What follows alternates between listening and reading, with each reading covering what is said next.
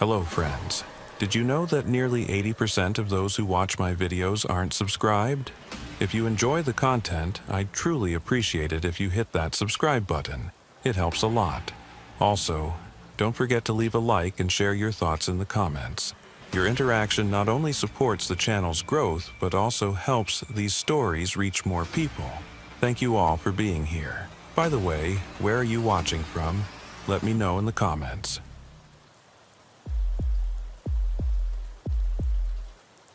The night shift in the French Quarter always carries a different weight. What tourists see during the day, all that bright jazz and laughter, it melts away after midnight. The streets get darker, heavier somehow. The humidity wraps around you like wet cotton. You can smell the Mississippi even blocks away, that thick, muddy scent mixing with old beer and something else, something older. I'm Marcus LaRue. Been with NOPD going on 7 years now. My partner Darian Boudreau has 3 years on me, and he's the kind of guy you want next to you when things get sideways. Doesn't talk much, but he's solid. That Tuesday night, November 15th, we drew Royal Street and the surrounding blocks for our patrol route. Quiet night coming, Darian said as he slid behind the wheel. Middle of the week, not even a Saints game. I buckled in, adjusted my vest. Let's hope you're right. We rolled out of the station just after 10. The streets were emptier than usual, even for a Tuesday.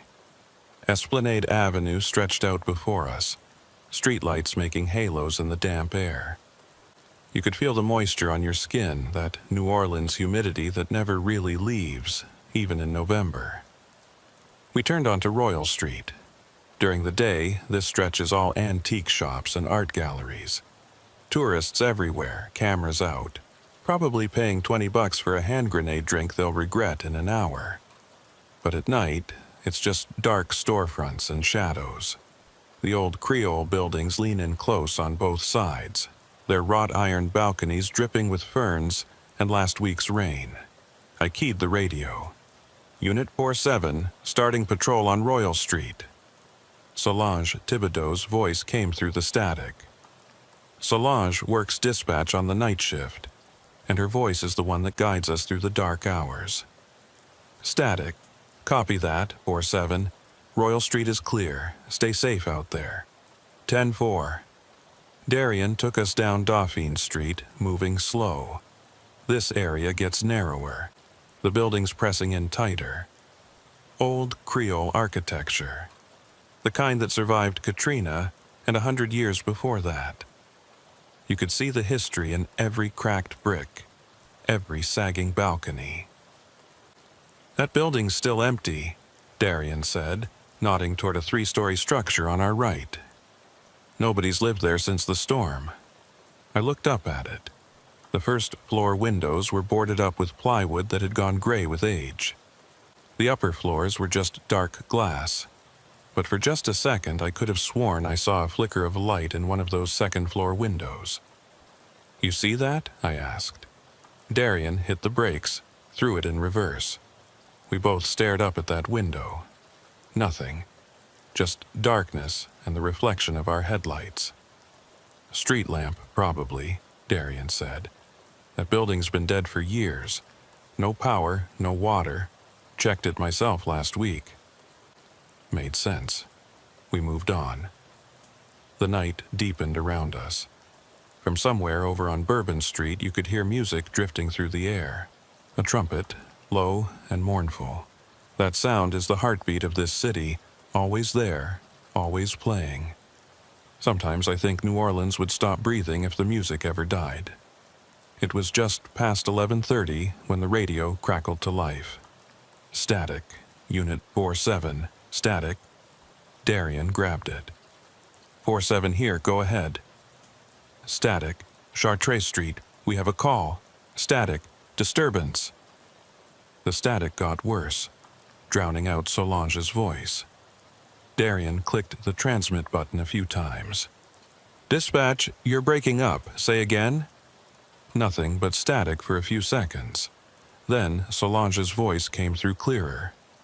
Unit 47, we need you to check on Unit 32.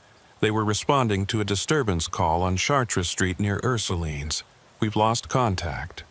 I felt something cold settle in my gut. Losing radio contact isn't that unusual in the quarter. The old buildings, the narrow streets, they play hell with signals sometimes, but something about Solange's voice sounded off. Tense. Copy that, Darian said. What was their last known position? Static. Corner of Chartres and Ursuline. Static. 12 minutes ago. 12 minutes. That's a long time to be out of contact. We turned onto Chartres Street, moving faster now. The buildings here are even older, some of them dating back to the 1700s. Spanish colonial, French Creole, all of it packed tight together. The street was empty, not a soul in sight. There, I said, pointing ahead. A police cruiser sat at the intersection with Ursuline's, lights off, just sitting there dark and silent. Darian pulled up behind it, and we both got out. The humidity hit me immediately, that thick, wet air that makes your uniform stick to your skin. I put my hand on my sidearm, though I didn't draw it. Not yet. Unit 32, I called out. It's LaRue and Boudreau. No answer. The cruiser's windows were rolled up. I moved closer, shining my flashlight through the driver's side window. Empty. Both front seats, nobody there. Check the trunk, Darian said, already moving around back. The trunk was closed and locked. No signs of struggle, no damage to the vehicle. It was like the officers had just gotten out and walked away. I keyed my radio. Dispatch Unit 47. We've located Unit 32's vehicle on Chartres Street. Vehicle is empty, no sign of the officers. Static, copy that. Static, do you see? Static. The static was getting worse. I tried again. Dispatch, you're breaking up. Please repeat. Static, the alley. Static, check the alley. Static. I looked at Darian. He was already looking past the cruiser toward a narrow alley that ran between two buildings. The kind of alley that doesn't even show up on most maps. Just a gap between structures, barely wide enough for one person. We moved toward it. Our flashlights cut through the darkness, but they didn't penetrate very far. The alley went back maybe 30 feet before turning to the left. The walls on either side were old brick, crumbling in places, covered with a slick film of moisture and mold. NOPD, Darian called out. Anyone down here? His voice echoed off the walls. Then silence. That heavy, wet silence that New Orleans does so well. We started down the alley. Our footsteps sounded too loud, splashing through puddles that never seemed to dry out.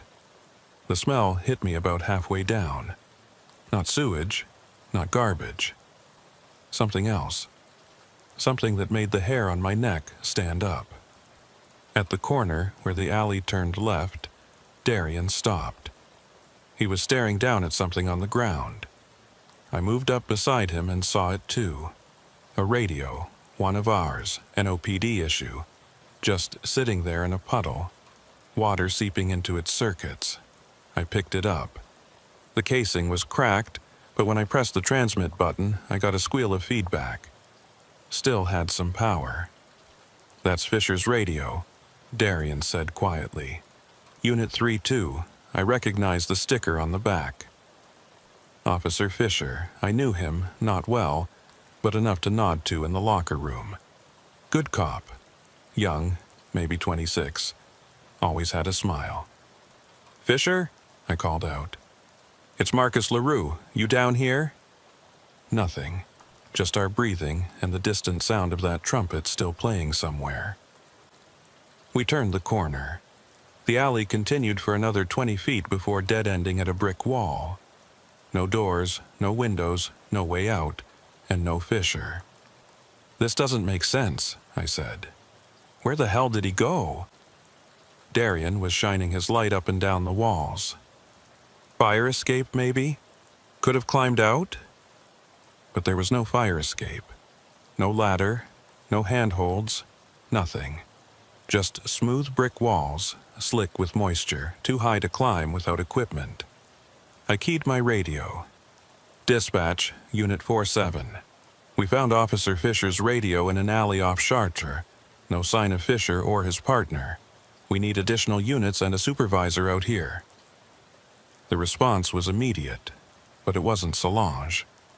It was a male voice, one I didn't recognize. Static, negative on additional units. Static, return to patrol. I frowned. Dispatch, say again, we have missing officers. Static, return to patrol. Static. Then the radio went completely dead. Not just static, but total silence. I checked the battery, full charge. Signal indicator showed nothing. My radio's dead, I said. Darian checked his. Mine too. What the hell? We stood there in that alley for a moment, both of us thinking the same thing. This wasn't right. None of it was right. Let's get back to the car, Darian said. Use the mobile unit to call it in. We walked back down the alley, our flashlights creating long shadows on the walls.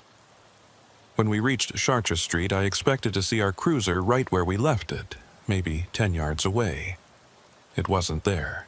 I blinked, trying to process what I was seeing, or rather what I wasn't seeing. The street was completely empty. No cruiser, no Unit 32's car either, just empty asphalt under the yellow glow of street lamps. Where's our car? I said, but it came out almost like a whisper. Darian didn't answer. He was turning in a slow circle, looking up and down the street. This is Chartres, right? Corner of Ursuline's. I looked at the street signs. They were there, green and white, exactly where they should be.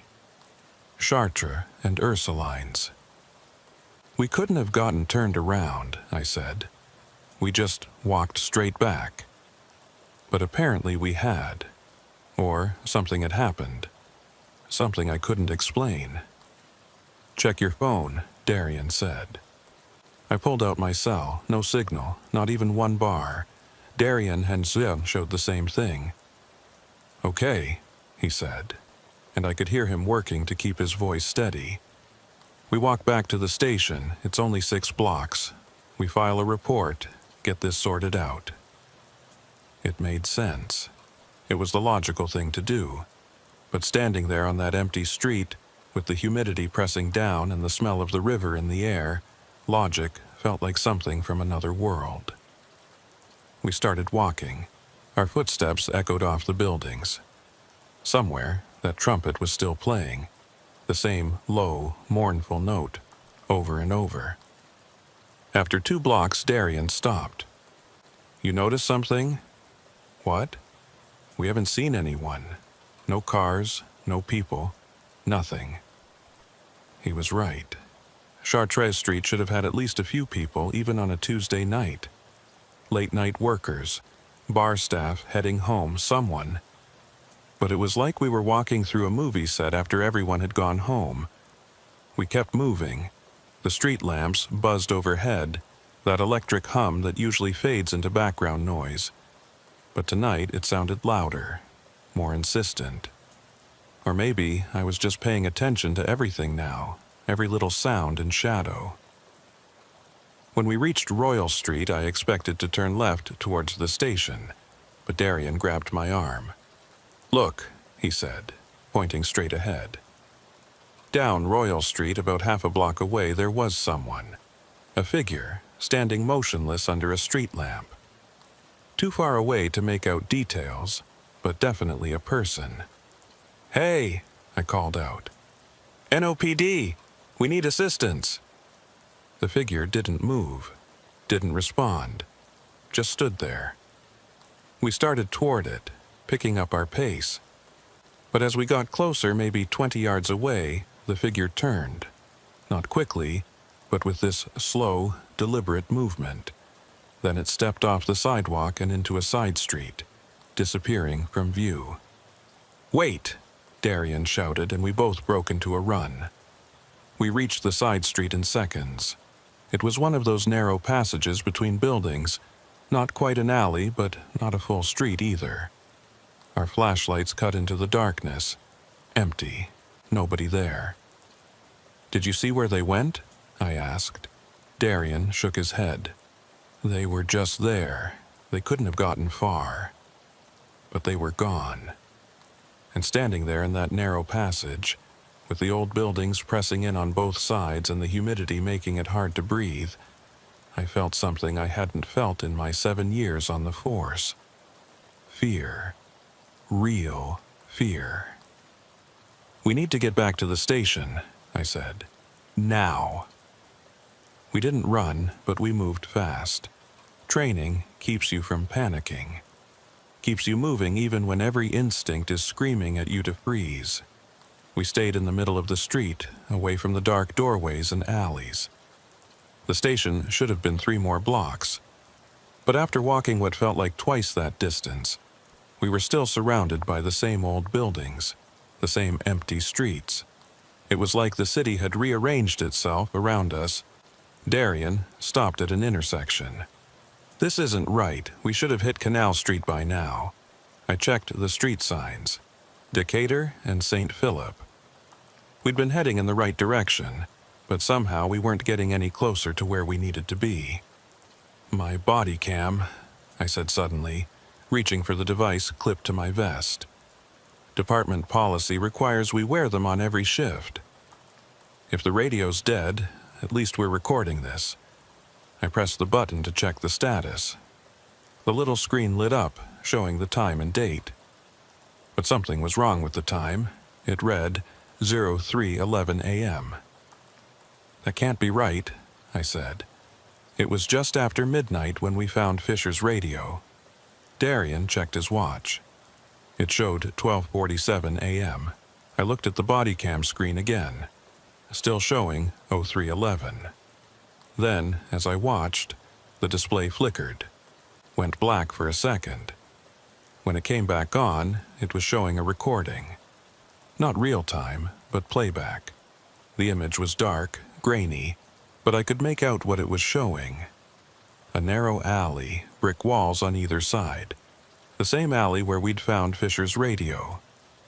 "Is that your camera?" Darian asked, leaning in to see. "I don't know. I didn't record anything there. I didn't even turn it on." But the video kept playing. The camera's point of view was moving forward down the alley, the same path we'd taken. Then it reached the corner, and I saw something that made my blood freeze. On the ground, right where we'd found the radio, there was someone lying there. A body, face down in the water. The camera moved closer. Close enough to see the uniform, the badge, the name tag. LaRue. It was me. I yanked the body cam off my vest and nearly threw it. The screen went black, then flickered back to life showing the normal view. Live feed. The time now reading 12:49 a.m. "What the hell was that?" Darian's voice was shaking. "I don't know," I said. "Some kind of malfunction. Has to be." But I didn't believe that, and from the look on Darian's face, he didn't either. We needed to move. Needed to get somewhere with lights and people and radios that worked. We started walking again, faster now. The trumpet music had stopped. I hadn't even noticed when. Now there was only the sound of our footsteps and the electric buzz of the street lamps. When we turned onto Bourbon Street, I expected to see something. Anything. This was Bourbon Street. It never completely died. But it was empty. Every bar dark, every door closed. No music, no voices, nothing. "This is wrong," Darian said. "This is all wrong." We were almost jogging now. Past Lafitte's, past the old Absinthe House, past a dozen other landmarks that sat dark and silent. It felt like we were the only 2 people left in the world. Then I heard it. A voice, crackling through the dead radio on my belt. "Static, Unit 47. Static. Do you copy? Static." I grabbed the radio, hope surging. This is 4-7. We copy. We need assistance. Static.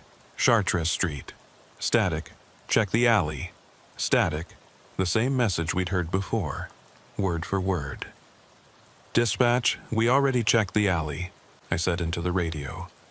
We found Fisher's radio but no sign of him or his partner. We need backup at our location. Static. Chartres Street. Static. Check the alley. Static. Exactly the same.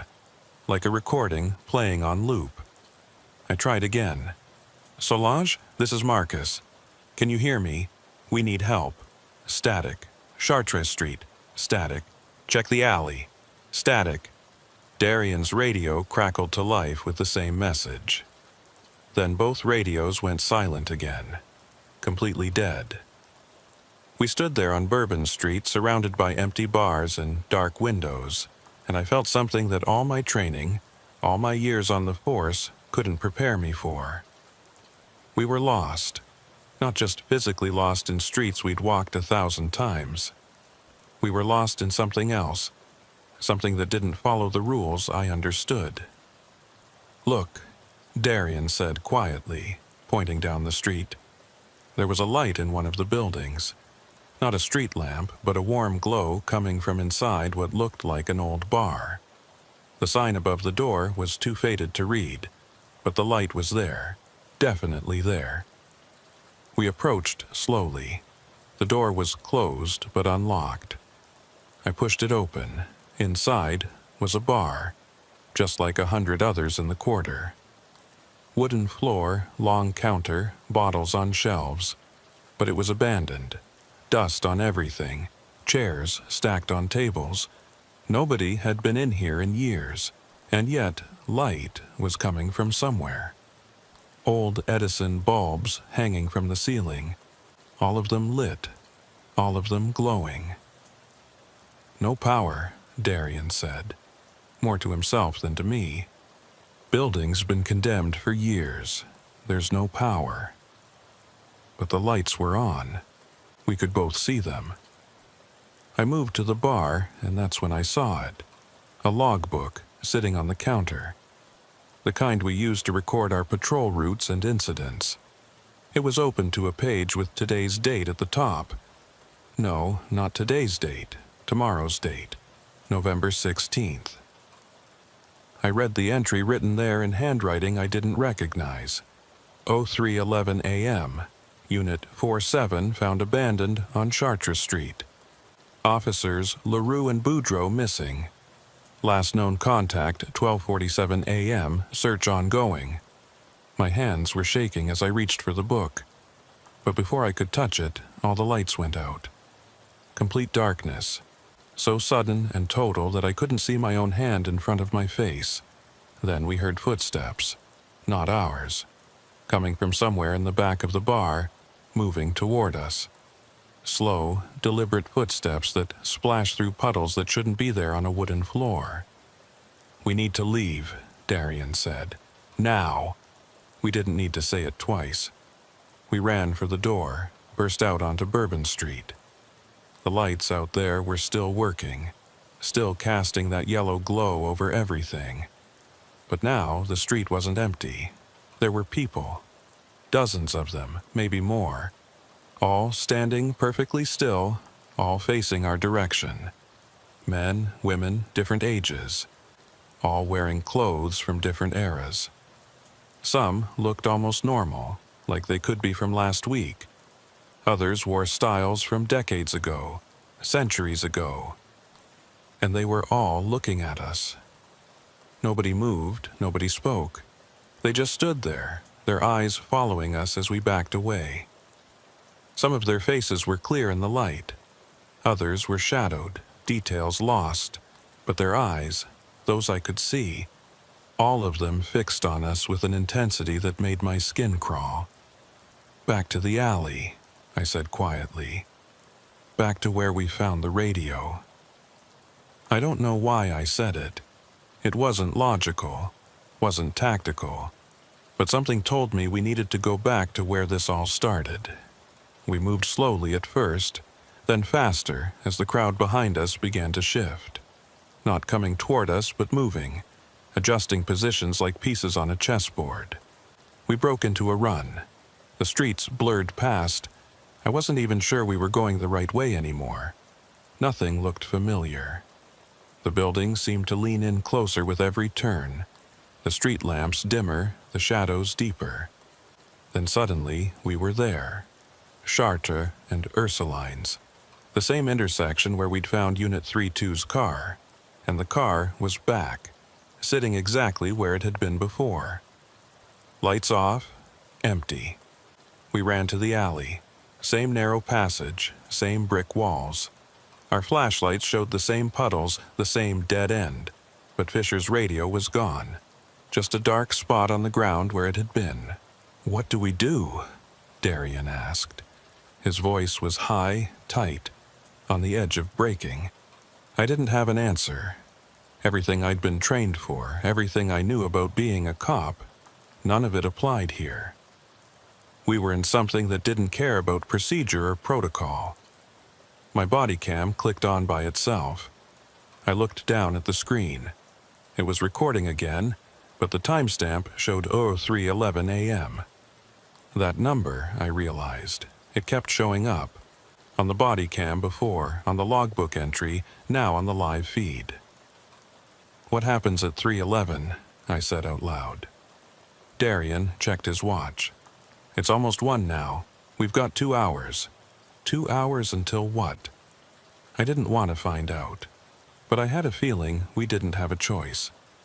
We waited there in that alley for a few minutes trying to think, trying to plan.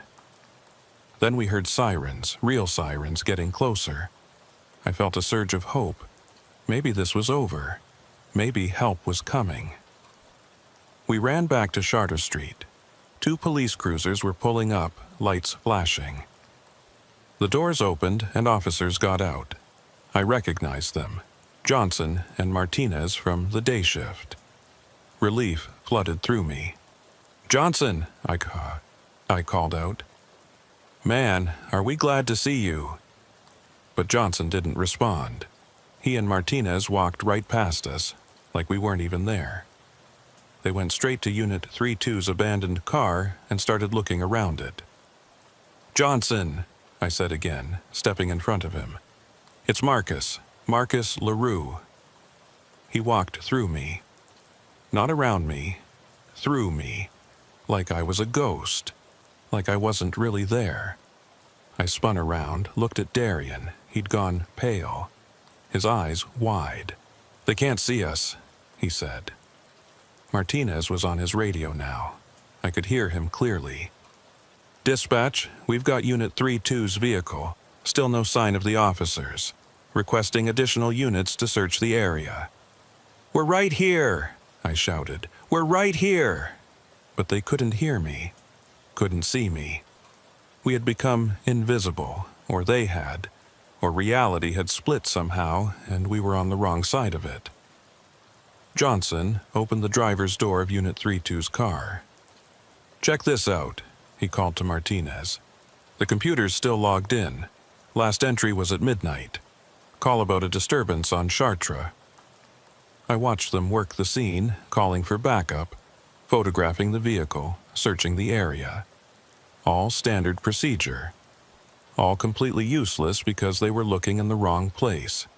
Or maybe the wrong time. Then I noticed something. In the window of a building across the street, there was a reflection. Not of Chartres Street as it was now, with Johnson and Martinez and their cruisers, but of Chartres Street as it had been. Empty and dark. And in that reflection, I could see 2 figures standing in the middle of the road. Darian and me, watching ourselves be invisible. "The body cam," Darian said suddenly. "If it's recording, there'll be footage. Evidence that we were here." I looked down at the device. Still recording, still showing 03:11 a.m. on the timestamp. Hours ahead of real time, if real time even existed anymore. More sirens, more cruisers arriving. I saw Lieutenant Graves get out, the night shift supervisor. He was talking to Johnson, taking charge of the scene. They were all so focused, so professional, doing their jobs exactly right, and it wouldn't matter at all. "We need to move," I said. "We're wasting time here." "Time to do what?" Darian asked. "Where do we go?" I didn't know, but standing there watching our fellow officers search for us while we stood invisible in front of them, that wasn't going to help. We walked, not sure where we were going, just moving. The French Quarter stretched out around us, familiar and foreign at the same time. Every street was one I'd walked 100 times before. Every building was one I knew. But it all felt wrong now, like a copy of the real thing that was just slightly off. We passed Jackson Square. The cathedral loomed dark against the night sky. The fence around the square was locked, the gates chained. But as we walked by, I could see movement inside. Shadows moving across the grass, dozens of them, maybe hundreds, all walking in the same slow circle around the statue in the center. "Don't look at them," Darian said, his voice barely above a whisper. But I couldn't help it. The shadows were people, or had been people. Some of them wore modern clothes.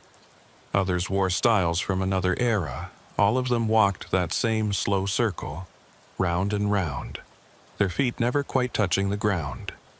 We kept moving. At some point the sun should have started to rise. Dawn should have broken. But the night just continued, stretching on and on. My watch said it was 2:30 a.m. Still, over half an hour until that time. 03:11, that kept appearing. We found ourselves back on Royal Street, the same route we'd started with, back when this was just another Tuesday night patrol, back when the world made sense. Darian stopped suddenly. "The building," he said. "The one I said was empty." I looked up. The 3-story structure with the boarded windows. We'd seen something there at the start of the shift, a flicker of light, and now I could see it again, clearer this time. Second floor, a window with light behind it. "Nobody lives there," Darian said. "Nobody can live there." But the light was there. And standing in that window I could see a silhouette. A person, or something shaped like one, standing perfectly still. My body cam clicked. I looked down. The screen had changed. It was showing playback again, not live feed. The video was shaky like someone running. The timestamp showed 03:09 a.m., 2 minutes before that time. The camera was moving through an alley, the same alley where we'd found Fisher's radio. Then it turned a corner, and I saw something that made my heart stop. There were bodies, dozens of them, lying in the puddles, all wearing NOPD uniforms, all face down. The camera moved among them, and I could see name tags. Fisher, his partner Dalton, others I didn't recognize. Then the camera turned, pointing back the way it had come, and I saw what was at the end of the alley. The thing that had put all those officers down. It wasn't anything I could describe. The body cam video quality wasn't good enough to show details, or maybe there weren't details to show. Just a shape, a presence, something that existed in the space where light didn't quite reach. But I could see its eyes, or what served as eyes. Fixed on the camera, fixed on whoever was holding it. The video cut out. The screen went black. Then it came back on, showing the normal live feed. The timestamp read 02:45 a.m. "What was that?" Darian asked. He'd been watching over my shoulder. "I don't know," I said.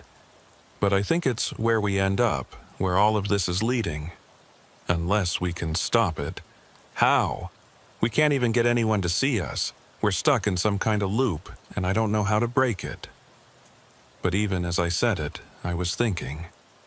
There had to be a way. There was always a way. You just had to find it. The light in the second-floor window went out. Then, a few seconds later, I saw it appear in a first-floor window. Then it was gone from there and showing up in another building down the street. Moving, jumping from place to place. "It's leading us somewhere," Darian said. He was right. The light was moving in a pattern, a direction, toward the river. We followed it, through streets that should have been familiar but felt increasingly alien. The old buildings pressed closer. The air got heavier, that river smell stronger. We were heading toward the Mississippi. The light led us to a warehouse district near the water. Old structures that dated back to when New Orleans was a major port, before containerization changed everything. Most of these buildings were abandoned now, left to rot in the humidity. The light appeared in a warehouse window. Then it went out. We waited, but it didn't come back on anywhere else. "End of the line," I said. The warehouse door was unlocked. We pushed it open and went inside. It was huge. Empty space stretching back into darkness, support pillars rising up to a ceiling I couldn't see. Our flashlights barely made a dent in the shadows. The smell hit me immediately. Old wood, rust, and underneath it all, that same smell from the alley. The one that made my skin crawl. "Police?" I called out, my voice echoing in the vast space. "Anyone here?" The echo came back to us, then faded. Silence. We moved forward, flashlights sweeping back and forth. Water dripped somewhere, a steady rhythm that seemed too regular, too deliberate. Our footsteps splashed through puddles that shouldn't exist this far from the river. Then I saw them. Against the far wall, maybe 100 feet away. Shapes. Dozens of them standing in a line. We approached slowly. As we got closer, I could make out what they were. Police cruisers. All NOPD, all arranged in a perfect row. The headlights were on, all of them, creating a wall of light that was almost blinding. And standing in front of the cruisers, illuminated by their lights, were people, officers. At least 50 of them, maybe more. All in uniform, all standing at attention. Fisher was there. I recognized him immediately. And his partner Dalton. Others, too. Some I knew by sight, others I'd never seen before. Some wore uniforms that looked current. Others wore styles from years ago, decades ago. They were all staring at us. Nobody moved, nobody spoke, just watched with eyes that caught the headlight glare and reflected it back. I checked my watch, 03:10 a.m., 1 minute until that time. "Marcus," Darian said quietly, "we need to leave right now." But I couldn't move. I was transfixed by those officers, by their faces that showed no emotion, no recognition. They knew something we didn't. They had seen something we were about to see. My body cam clicked on. I looked down. The screen showed 03:11 a.m., the timestamp I'd been seeing all night. It was happening now. The officers in front of the cruisers moved. All at once, all in perfect synchronization, they turned 90 degrees to their left. Then they began to walk. Not toward us, but in a line, moving along the wall of the warehouse. A slow, steady march. As they walked, they faded. Not all at once, but gradually. After 10 steps, they were translucent. After 20, they were barely visible. After 30, they were gone completely. New officers took their place. Emerging from the darkness behind the cruisers, moving into position, standing at attention. And I recognized them too. Unit 3-2, the officers we'd been sent to find. They came walking out of the shadows, faces blank, eyes forward. They took their positions in line with the others and stopped, stood still, became part of the formation. Then I saw who was behind them. 2 more officers walking in step, and even before they reached the light, even before I could make out their faces clearly, I knew who they were. One of them was me. The other was Darien.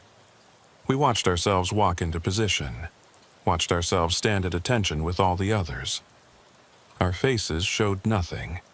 No fear, no confusion. Just empty compliance. "No," Darien said. "No, that's not...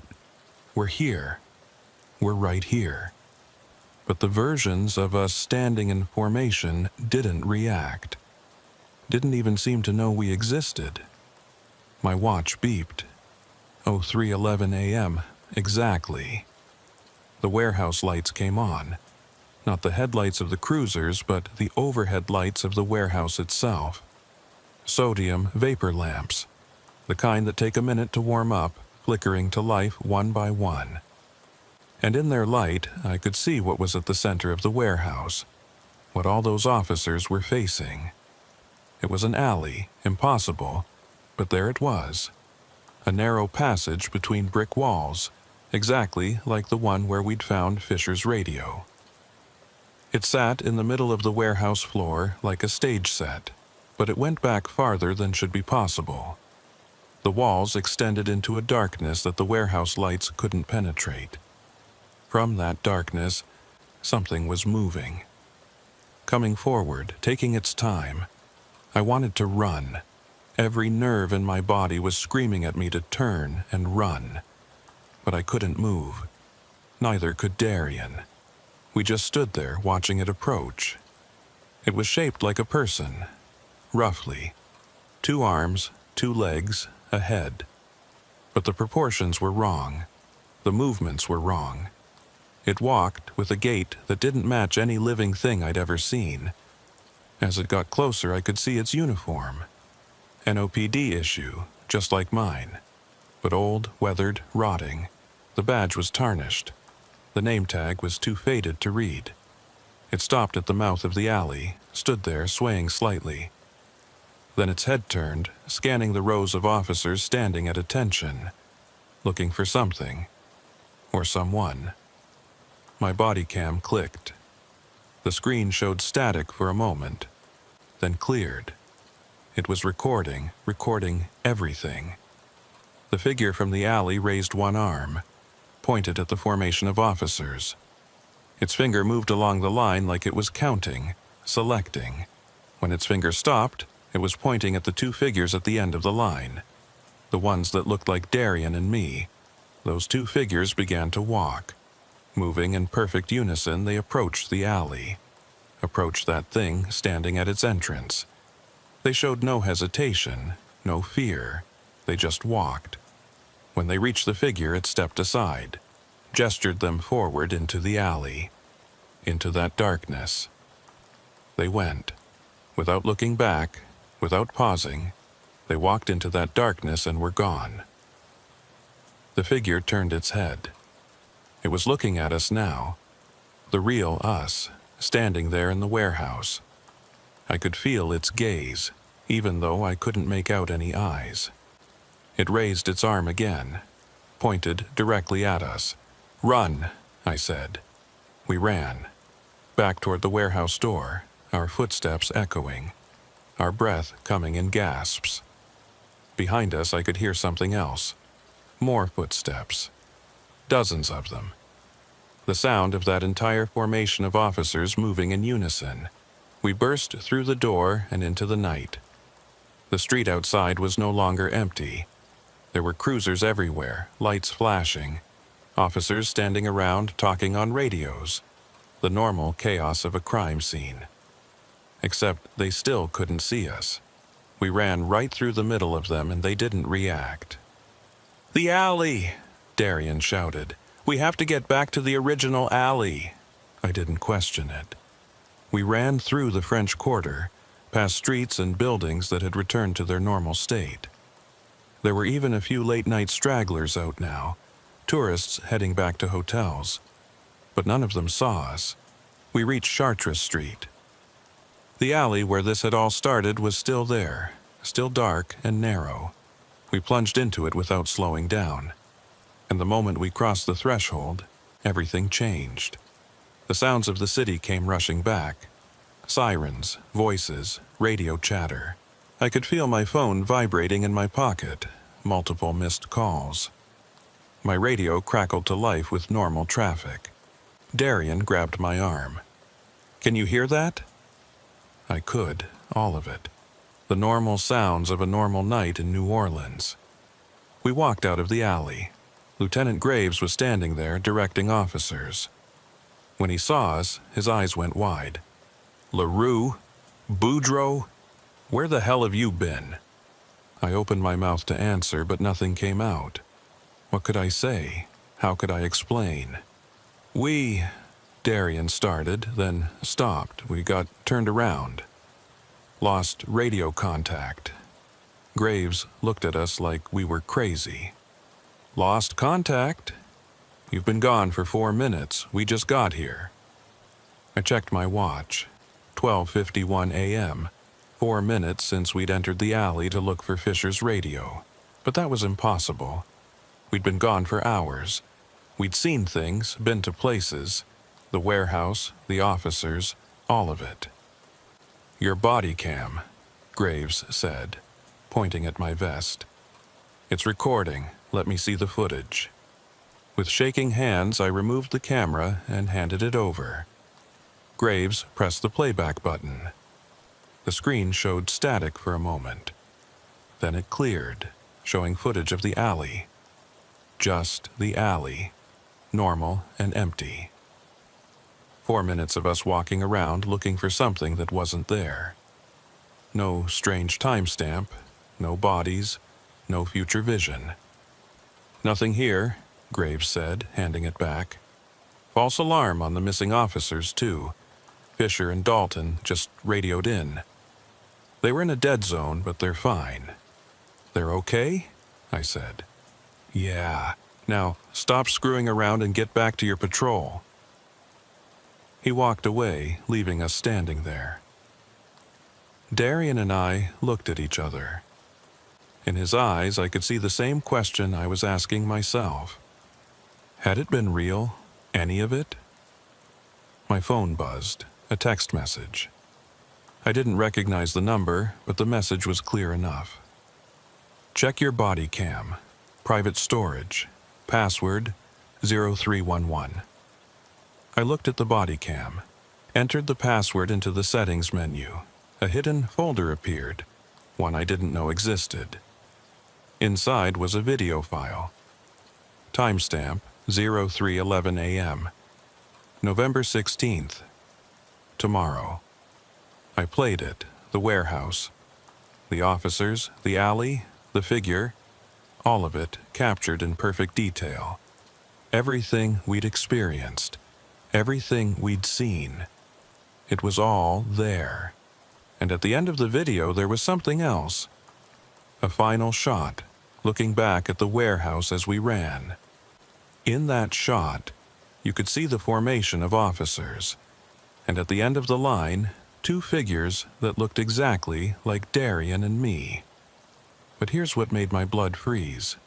Those 2 figures weren't just standing there anymore. They were slowly turning their heads, looking at the camera, looking at us, and they were smiling. I deleted the video, deleted the entire folder, but I knew it wouldn't matter. It would come back. These things always come back. Darian and I returned to our patrol, finished the shift without incident, wrote a report that contained nothing but lies and omissions. What else could we do? But I still think about that night, about the warehouse and the alley and all those officers standing in formation, about Fisher and Dalton, who according to official records were never really missing at all. And every time I check my body cam now, I see that timestamp, 03:11 a.m. It's always there, in the corner of the screen, a reminder, a warning, a promise that one night I'll be called back to that alley, and when I am, I'll take my place in the formation with all the others. I'll stand at attention and wait for the next group of officers to stumble into something they can't understand, because that's how it works in the French Quarter. The old city keeps its secrets, and sometimes those secrets keep us. 3 weeks passed after that night. 3 weeks of ordinary shifts, routine calls, normal police work. Fisher and Dalton never mentioned anything unusual. According to them, they'd responded to the call on Chartres Street, found nothing, and briefly lost radio contact in a dead zone. Standard stuff.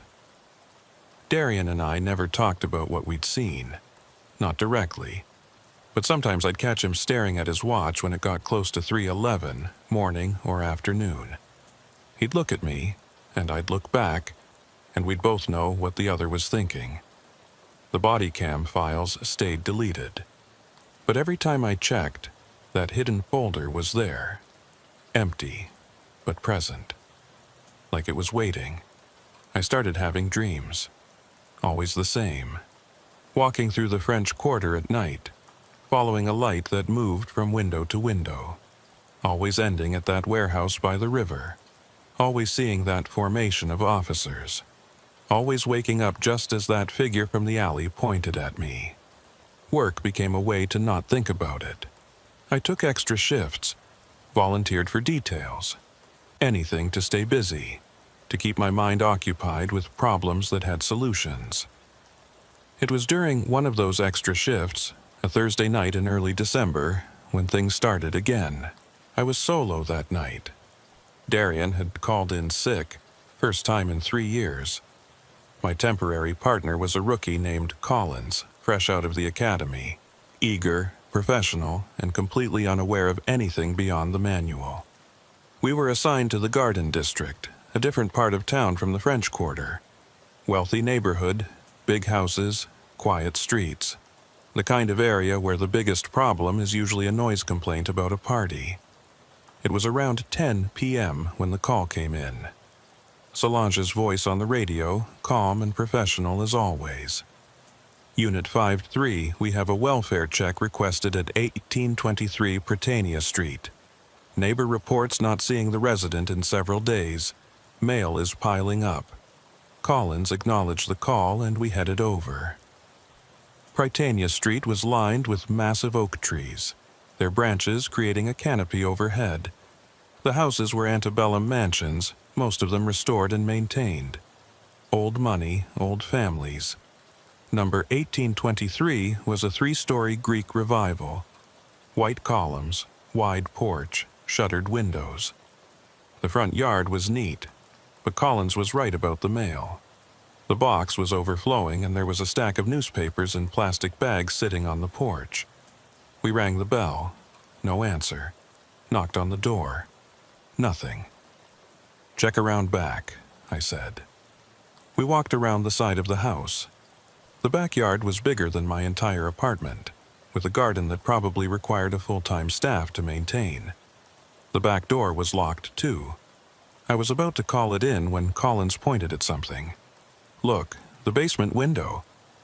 There was a small window at ground level and it was open. Just a crack, but definitely open. "Hello?" I called through the window. "NOPD, anyone down there?" No response. But I could smell something. Not strong, but there. That smell that every cop learns to recognize. Death. "We're going in," I said. It took some work, but we managed to get the basement window open wide enough to climb through. Collins went first, dropping down into the darkness. I followed. The basement was unfinished. Concrete floor, exposed pipes, the kind of space that rich people use for storage and forget about. Our flashlights showed boxes stacked against walls, old furniture covered with sheets, the usual accumulation of decades. And in the corner, covered with a tarp, was the source of the smell. I knew what we'd find before I pulled back the tarp. You develop an instinct for these things, but knowing doesn't make it easier. It was an elderly woman, probably in her 70s. She'd been dead for a while, several days at least. There was no sign of violence, no obvious injury. She was dressed in a nightgown and robe like she'd come down here for something and just never made it back up. "Natural causes?" Collins asked. He was trying to sound professional, but I could hear the shake in his voice. Probably his first body. "Looks like it." I said. "But we'll let the coroner make that call. Come on, let's call it in." We climbed back out of the basement and I radioed it in. Within 20 minutes, the whole parade had arrived. Coroner's van, crime scene techs, a detective, the works. The detective was someone I knew. Yvette Marchand worked homicide for 15 years. Sharp as they come. "LaRue," she said, by way of greeting.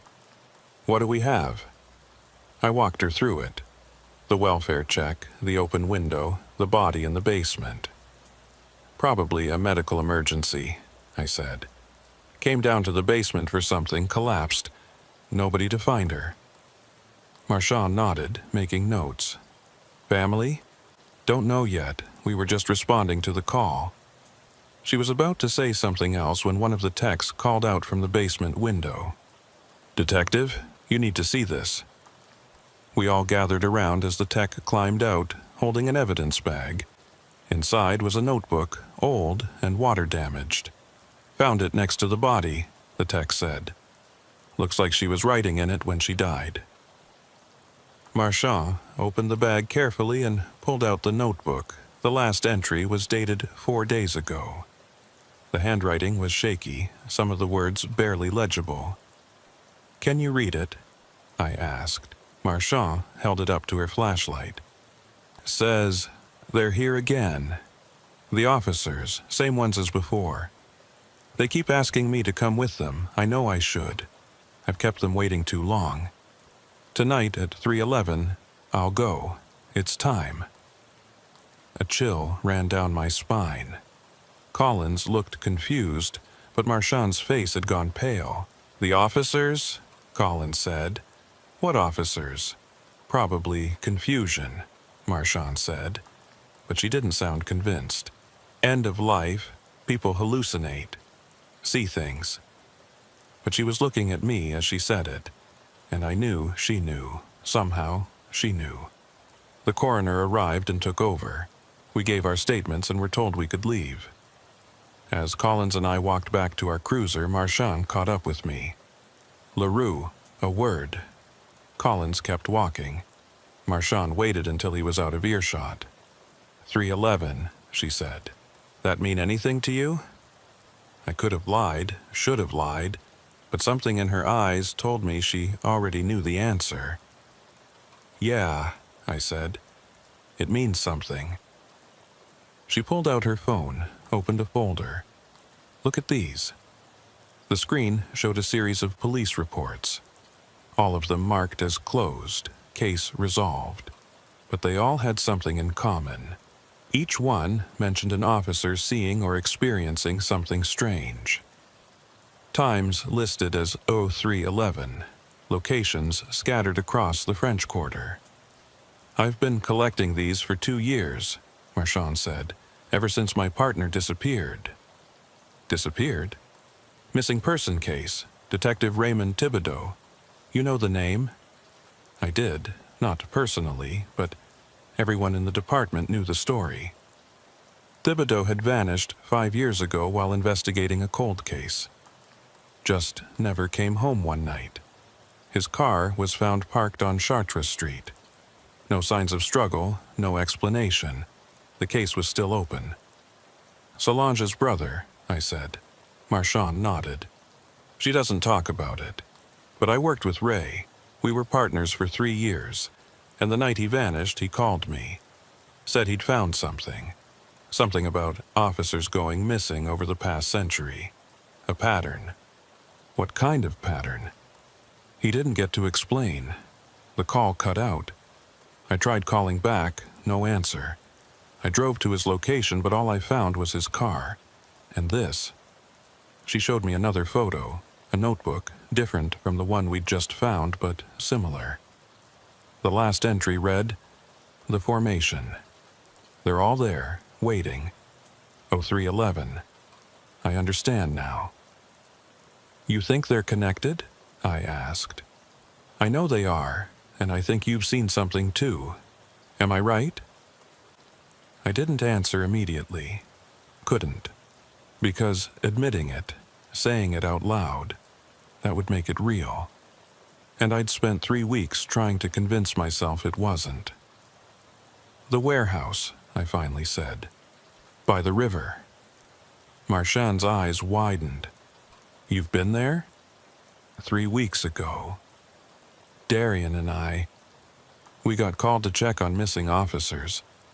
Ended up somewhere else. Somewhere we shouldn't have been." "And you saw them? The formation?" "Yeah." She was quiet for a moment, processing. Then, "Did they try to take you?" "Almost.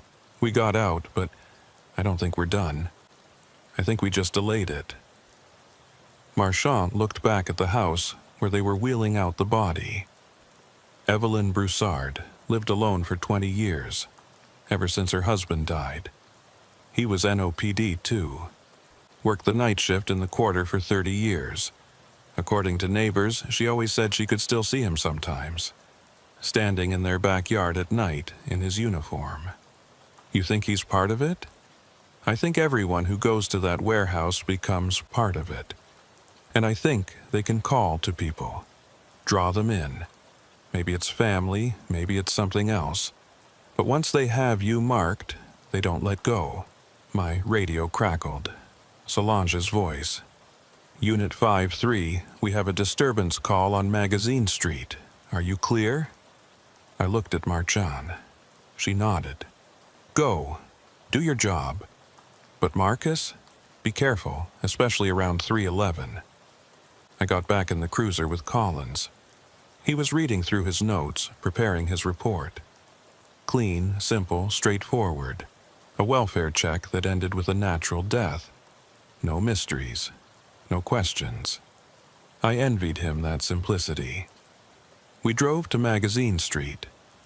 The disturbance was nothing. A false alarm. Then we got another call and another. Normal police work.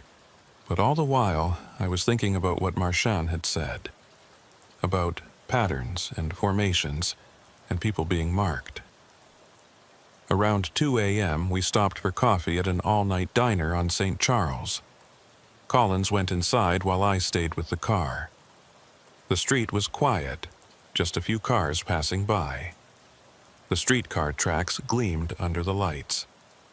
That's when I saw him, standing across the street next to a bus stop, wearing an NOPD uniform. Darian. But Darian had called in sick. He was home in bed. I got out of the car. "Darian." The figure didn't respond, just stood there perfectly still. I started across the street. A car passed, headlights sweeping across the bus stop. When they cleared, the figure was gone. I stood there on the empty sidewalk, heart pounding. Pulled out my phone and called Darian's number. He answered on the third ring, voice thick with sleep. "Marcus, it's 2 in the morning. Where are you?" "What? I'm home, in bed. Where else would I be? You're sick?" "Yeah. Caught something. Why?" I looked back at the empty bus stop. "No reason. Feel better." I hung up. Collins came out of the diner with 2 cups of coffee. "Everything okay?" he asked. "Yeah. Just thought I saw someone I knew." We got back in the car. As we drove away, I checked the rearview mirror. The figure was back at the bus stop, watching us leave. The rest of the shift passed without incident. We dropped the car off at the station at 6 a.m. Collins headed home. I stayed to finish paperwork. The station was quiet at that hour. Just a few people coming and going. I was in the report room when Marchand found me. "I've been going through Raymond's old files," she said. "The ones he was reviewing before he vanished. Found something." She spread a folder on the table. Inside were old reports, some of them going back decades. All of them involved officers reporting strange incidents in the French Quarter. Disappearances, lost time, encounters with figures in uniform. "Look at the dates," Marchand said. I scanned through them. Different months, different years, but they all had something in common. They all happened on the 16th of the month. The 16th, I said. That's today. And look at this. She pulled out a map of the French Quarter. Red pins marked locations mentioned in the reports. Chartres Street, Royal Street, Decatur, the warehouse district. But there was a pattern. When you connected the pins, they formed a shape, a path leading from the heart of the quarter down to the river. It's a route, I said. A patrol route, Marchand corrected. The same route that's been walked for over 100 years. And every officer who walks it on the 16th, every officer who's there at 3:11. She didn't finish. She didn't need to. You're saying it's a cycle. It repeats. Every month, on the 16th, and the officers who are taken, they become part of the mechanism. They help recruit the next ones. Why? I don't know. Raymond was trying to figure that out when he vanished. My phone buzzed. A text from Darian. Feeling better, coming in for the night shift. I showed it to Marchand. She frowned. He's marked too? We both are. We saw the formation together. Then you need to be careful tonight, both of you. Stay away from the quarter. Stay away from that route. And if we can't, if we get assigned there. She didn't have an answer for that.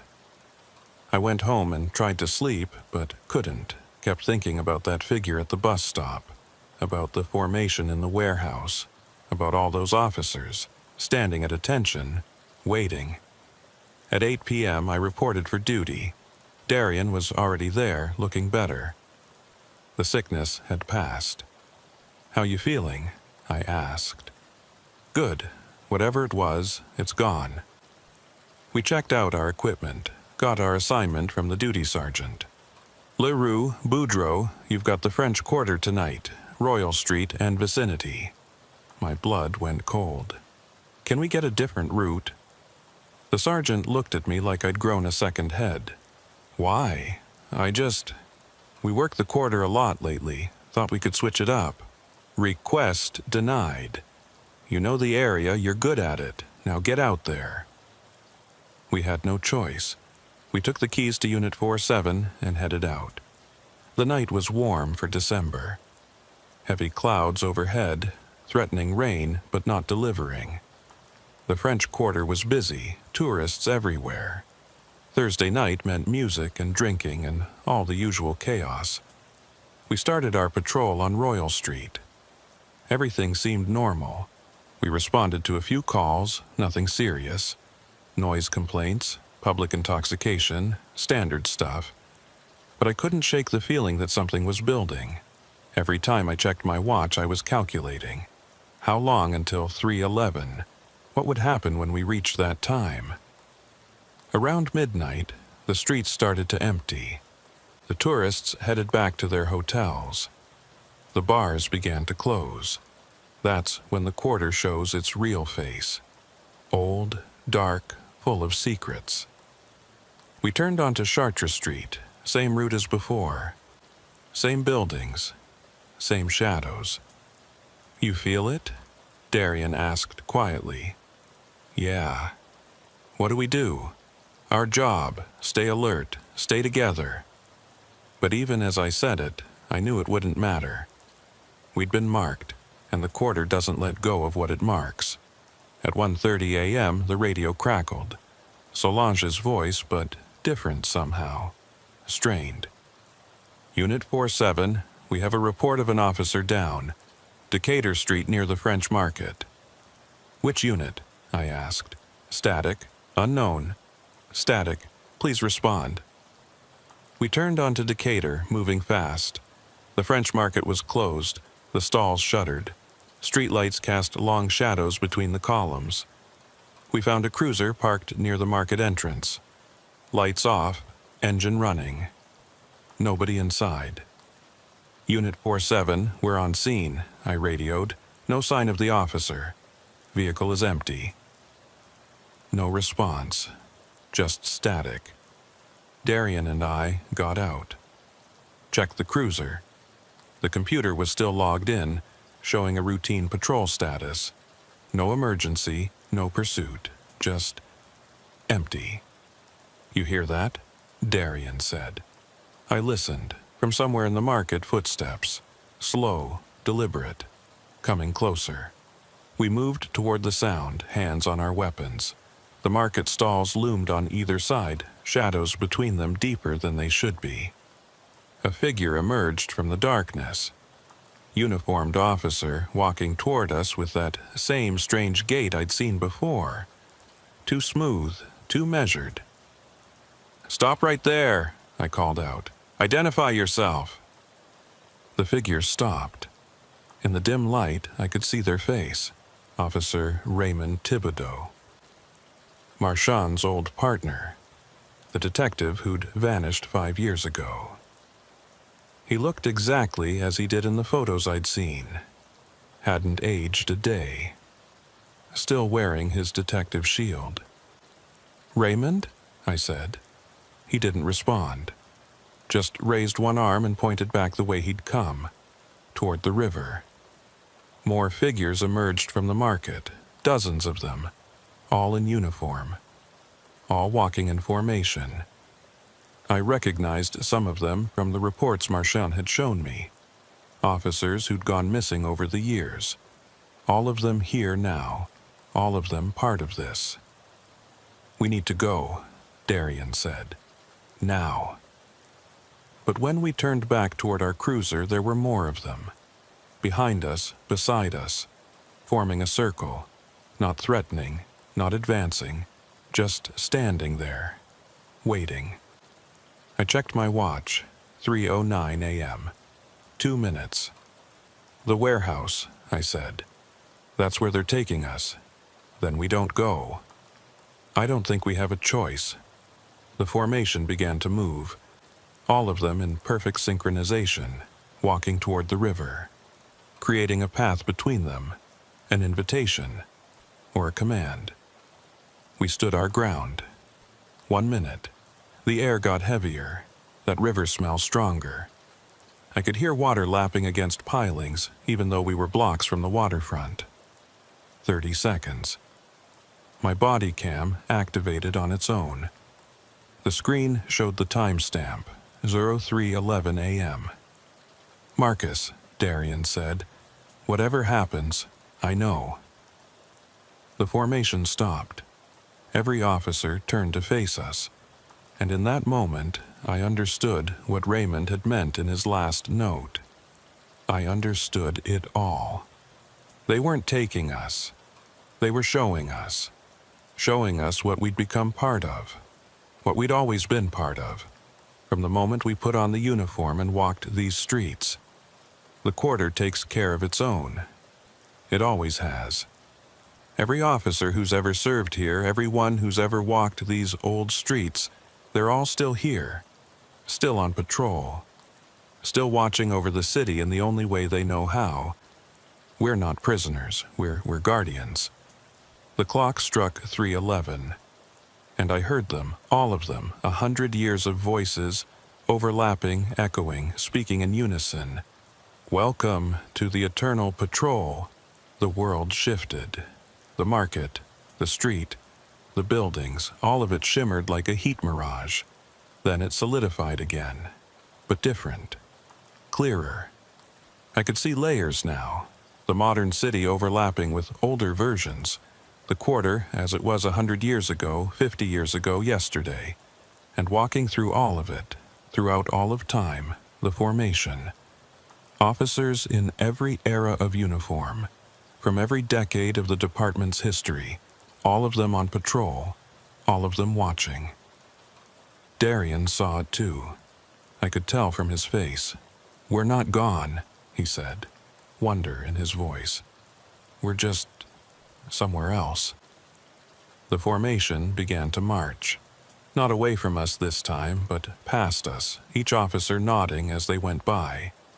Acknowledgement. Recognition. Welcome. Raymond stopped in front of us. Up close, I could see that he wasn't quite solid. None of them were. They existed in that same shimmering state as everything else, between real and not real. between here and somewhere else. You have a choice, he said. His voice sounded like it was coming from far away. You can join us now. Take your place in the formation. Walk the eternal patrol.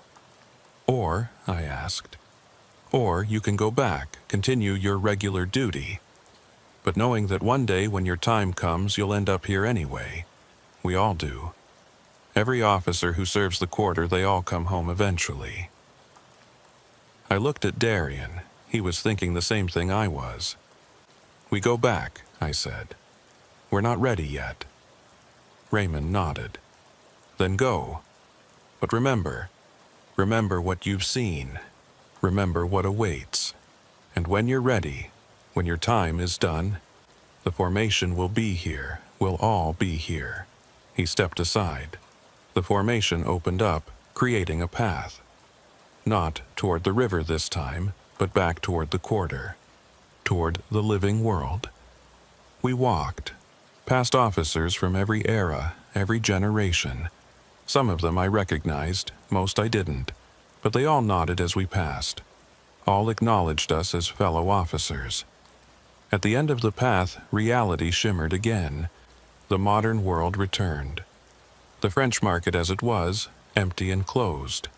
Our cruiser where we'd left it. My watch showed 3:12 a.m. 1 minute had passed.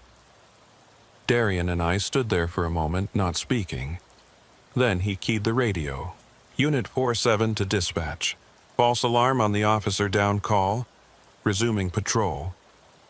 Solange's voice came back, normal again. Copy that, 47. We got back in the cruiser and drove. Neither of us spoke about what we'd seen. What would be the point?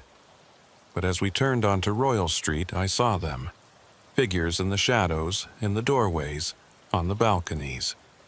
Officers in old uniforms, walking their eternal patrols.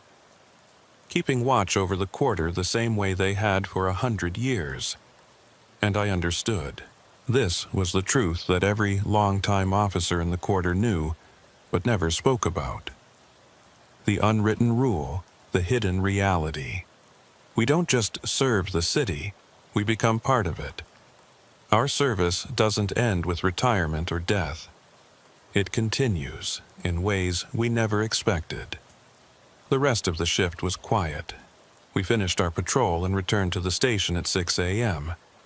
Everything normal, everything routine. Marchand was waiting for us. She took one look at our faces and knew. You saw him, she said. Raymond. Yeah, I said. He's still on patrol. She smiled, but it was sad. I know. I've seen him too. Sometimes, late at night, walking his old route. He looks happy. Are you marked too? We all are. Everyone who works the quarter long enough. We're all part of it now. She was right. I could feel it. That connection to the old streets, to the ancient buildings, to all the officers who'd walked this beat before me. It was like a second heartbeat, steady and constant. I went home and slept for 12 hours. When I woke up, I checked my body cam. The hidden folder was back. Inside was new footage from last night. Everything we'd seen, everything we'd experienced, all of it recorded. But at the end of the video there was something new, the formation, marching in the distance. And in the front row, 2 empty spaces, side by side, waiting for the day when Darian and I would take our places. I didn't delete the footage this time, just closed the folder and put the camera away, because Marchand was right. We're all part of it now. And one day, when our time comes, we'll join the Eternal Patrol. But not yet. Not tonight. Tonight, I've got a shift to work, streets to patrol, people to protect, and somewhere in the shadows of the French Quarter, 100 years of officers are doing the same thing. All of us together, all of us connected. The thin blue line that never breaks, never ends. That's the truth of the quarter. That's the secret we all carry. And at 3:11 every morning, when the veil is thinnest, we can see each other, the living and the not quite dead, all of us on duty, all of us serving, forever. It's been 6 months since that night at the French market. 6 months of normal shifts, routine calls, regular police work. But nothing feels completely normal anymore. I see them now, the formation. Not all the time, just glimpses. A figure in an old uniform standing on a corner at 3 a.m. Footsteps in an empty alley that match my own. Shadows that walk with the same cadence as a patrol officer. Darian sees them too. We don't talk about it much, but sometimes, when we're driving through the quarter late at night, he'll glance at something and I'll know he's seen one of them. One of us. The eternal patrol. The department thinks we're solid officers. Good solve rate, minimal complaints, always professional. They have no idea that we're walking between worlds, that we've seen what waits at the end of every cop's career in the French Quarter. Marchand left the force last month. Took early retirement. Said she wanted to spend more time with family, but I knew the truth. She'd seen Raymond too many times. The pull was getting stronger. Better to leave while she still could, while she still had a choice. The day she turned in her badge, she pulled me aside. "You're young enough that you could transfer," she said. "Get out of the quarter, work another district. Maybe that would break the connection." "You think so?" "No, but it might delay it, give you more time." I didn't transfer, neither did Darian. We're quarter cops now, and that's all there is to it. The old streets have claimed us. It was a Friday night in June when things escalated. Humidity was oppressive, the kind that makes your uniform stick to your skin and makes every breath feel like you're drowning. The forecast called for thunderstorms, but they hadn't materialized yet. Just the promise of rain hanging in the air like a threat. We were assigned to the usual route, Royal Street and vicinity. By now, the duty sergeants knew better than to try giving us anywhere else. We knew the quarter. The quarter knew us. Around 11 p.m., we got a call from Solange. There was tension in her voice. Not unusual, given what she'd been through with her brother, but this was different.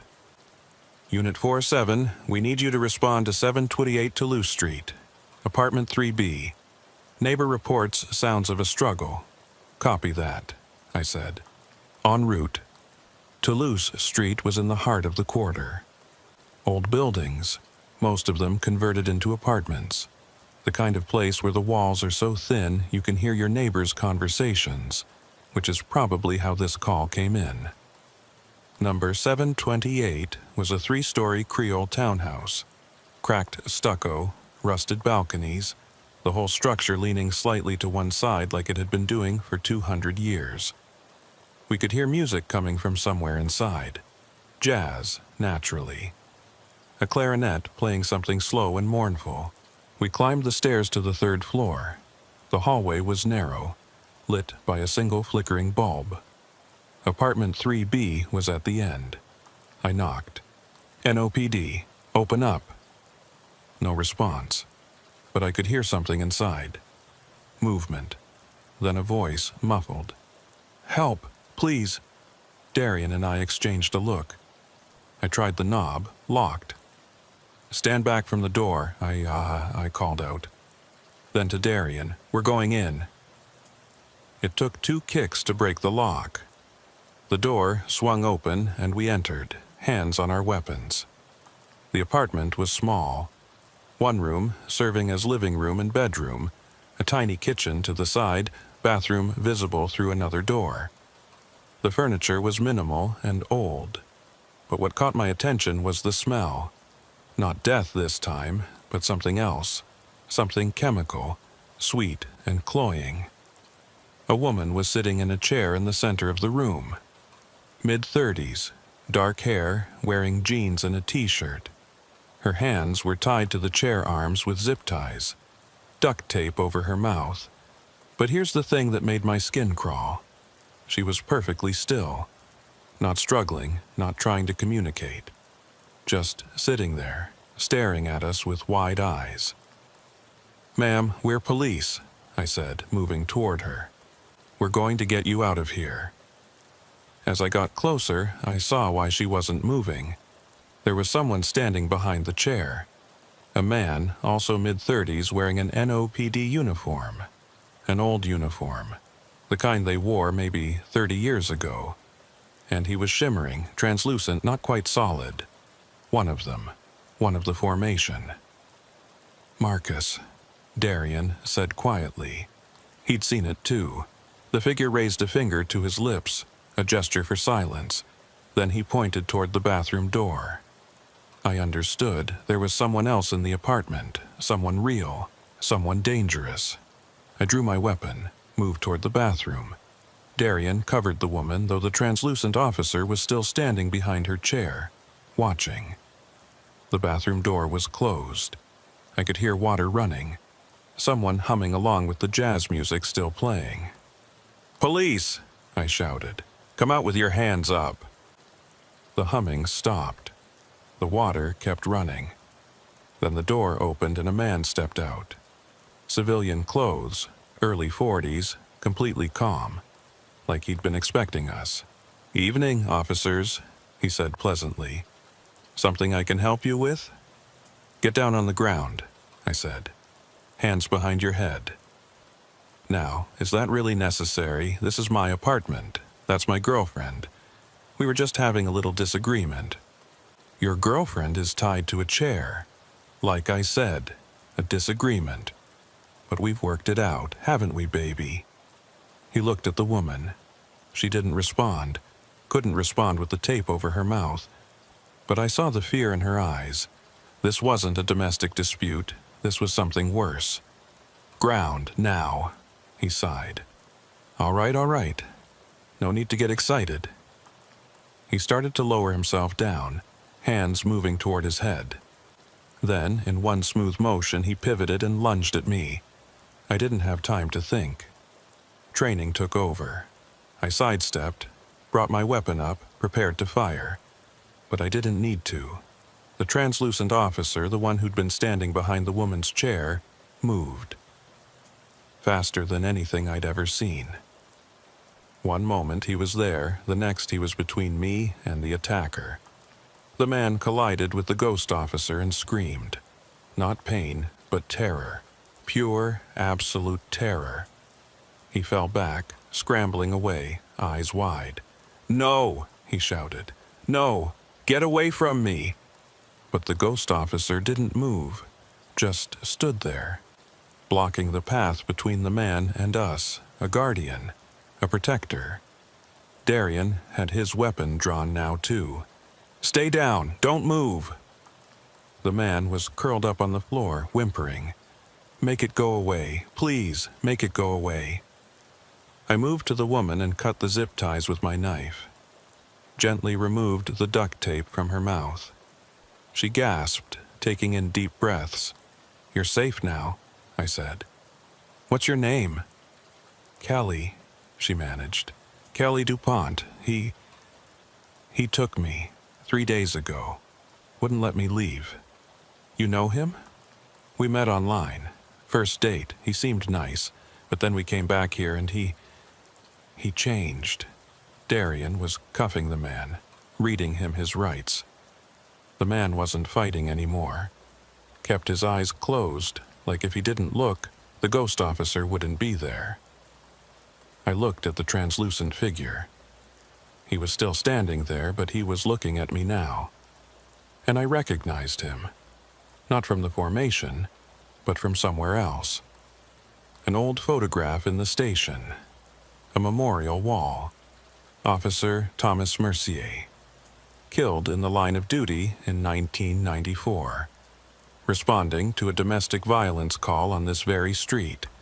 Shot by an abusive husband while protecting the victim. He'd been protecting people even then. And apparently, he still was. "Thank you," I said quietly. The ghost officer nodded. Then he faded, shimmering out of existence like he'd never been there at all. Kelly was crying now, relief and trauma mixing together. "Did you see him?" she asked. "The officer? The one who—" "Yes," I said. "We saw him." Darian called for backup and an ambulance. Kelly was checked out by EMTs while we processed the scene. The man, whose name was Brian Kelso, was taken into custody. Kelly's statement, combined with the evidence in the apartment, would put him away for a long time. After everything was wrapped up and we were back in our cruiser, Darian finally spoke. "They're protecting people. The formation, they're not just watching, they're active. Looks like it. So it's not a punishment. What they do, what they become. It's still service." I thought about that. About all those officers walking their eternal patrols, watching over the quarter even after death, intervening when they could, protecting those who needed it. "Yeah," I said, "it's still service." We drove through the quarter, and I saw them everywhere now. Not threatening, not ominous. Just there, doing their jobs. Officer on the corner of Royal and St. Peter, keeping an eye on late-night tourists. Another one walking down an alley behind Bourbon Street, making sure no one was getting mugged in the shadows. The eternal patrol, still on duty, still serving. When we got back to the station for our meal break, there was a package waiting for me at the desk. No return address, just my name. Inside was a folder. Old police reports, copies of documents going back decades, and a note in handwriting I recognized as Marchand's. "Marcus, I found these in Raymond's personal effects. Thought you should have them. The truth about the formation, what it really is." YM. I opened the folder, started reading. The first document was a report from 1891. An officer, Jean-Baptiste Fontaine, describing an incident where he'd been assisted by a spectral figure in police attire while apprehending a violent criminal. The report had been filed, then stamped, disregarded, fatigue, stress, by a supervisor. More reports followed. 1902, 1910, 1933, 1945. All of them describing similar incidents. Officers seeing their predecessors. Dead cops still walking the beat. All of them dismissed as hallucinations or stress.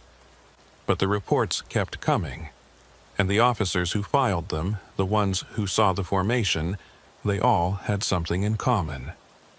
They all ended their careers in the quarter. All of them stayed until retirement or death. None of them ever transferred out. The last document in the folder was different. A handwritten letter dated 1878. Written by one of the first police commissioners of New Orleans. To whom it may concern, this city was built on the dead, the quarter most of all.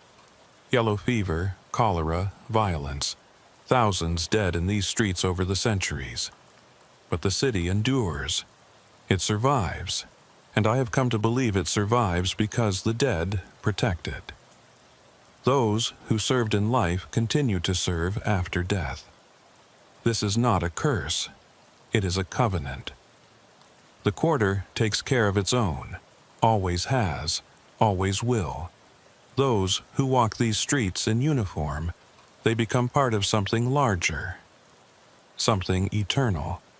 I have seen them myself, walking their patrols long after their bodies were laid to rest, and I am no longer afraid, for I know that when my time comes I will join them, we all will. Every officer who truly serves this city, they are never really gone. They're just on a different shift. Commissioner Antoine LaRoche. I closed the folder, looked at Darian. "They knew," I said, "from the very beginning. This isn't new. It's been happening for over 100 years. And they kept it quiet. Would you believe it if someone told you, before we saw it ourselves?" He shook his head, no. I put the folder away. We still had the rest of our shift to finish. As we drove back into the quarter, I felt different. Not scared anymore, not dreading what would eventually come, because I understood now. This wasn't a horror story, it was a tradition. A legacy. Every officer who serves the quarter were all part of this long chain of service that stretches back over a century. And when our time comes, we don't stop serving. We just move to a different level of protection. The formation isn't a punishment, it's a promotion. We finished our shift without incident. Watched the sun come up over the Mississippi, painting the sky in shades of orange and pink. Another night protected, another shift complete. And somewhere in the shadows, I knew the other shift was ending too. The eternal patrol was fading with the dawn, waiting for night to fall again. But they'd be back. They're always back. Because the quarter takes care of its own. And we take care of the quarter. Forever. The summer heat broke in September, but not by much. New Orleans doesn't really do fall. It just goes from oppressive to slightly less oppressive, with humidity that never quite leaves. I'd been on the force for 7.5 years now. Darien had just passed 10. We were veterans of the quarter, known faces to the locals, respected by the other officers. On paper, we were model cops, but we lived with a secret. Every night, we walked between worlds. Every shift, we saw the formation, and every day, we knew we were getting closer to joining them. It was a Tuesday when everything came to a head. September 16th. That date again, like it always was. The cycle repeating. We reported for duty at 10 p.m. The quarter was busy, early fall bringing tourists who couldn't handle the summer heat. Music spilled from every bar, competing melodies overlapping into something that was uniquely New Orleans. Solange gave us our assignment. Royal Street and vicinity, our home territory. We'd walked these streets so many times we could do it blindfolded. But tonight felt different. There was electricity in the air, not from any approaching storm, but from something else. Something building. "You feel it?" Darien asked as we started our patrol. "Yeah." "Think tonight's the night?" I didn't answer. Didn't need to. We both knew. The first hour was routine. Noise complaints, public intoxication, the usual. But as midnight approached, things got quieter. Tourists started heading back to hotels. The locals who knew better were already gone. By 1 a.m., the streets were nearly empty. And that's when I started seeing them. Not just glimpses this time, but clear as day. Officers in uniforms from every era, walking their patrols alongside us. They weren't hiding anymore. They wanted to be seen. At 2 a.m., our radios went dead. No static, no crackling, just complete silence. We were cut off from dispatch, from other units, from everything. "Here we go," Darien said quietly. We kept walking. Down Royal, onto Chartres, through the narrow streets and alleys we knew so well. And everywhere we went, the formation was there, growing larger. More officers joining with every block. I recognized faces now. Fisher, who'd supposedly gone missing but was right there walking 10 feet away. Dalton, his old partner. Raymond Thibodeau, giving us a nod as we passed. Officer Mercier, who'd helped us save Kelly DuPont. Dozens of others. And at 3 a.m., we found ourselves at the warehouse. We didn't plan to go there. Our feet just carried us, following a route we'd walked before in that other space between real and not real. The warehouse doors were open. Light spilled out, bright and warm. Inside, the formation was assembled. Not just dozens now, but hundreds.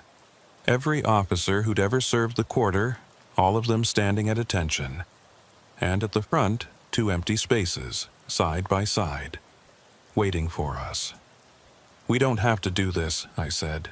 "We can turn around, go back." "Can we?" Darien asked. Or are we just delaying the inevitable? I looked at the formation, at all those officers standing ready. They weren't threatening. They were inviting, welcoming us home. Then I saw something that made my decision for me. At the back of the formation, 2 new figures had appeared. An elderly couple, both in civilian clothes. The man was wearing an old NOPD uniform jacket over regular clothes. The woman was holding his hand, my grandfather. He'd been NOPD for 30 years, worked the quarter his whole career, died when I was 12. And next to him was my grandmother, who'd passed a year later. He saw me looking and smiled, raised his hand in a small wave.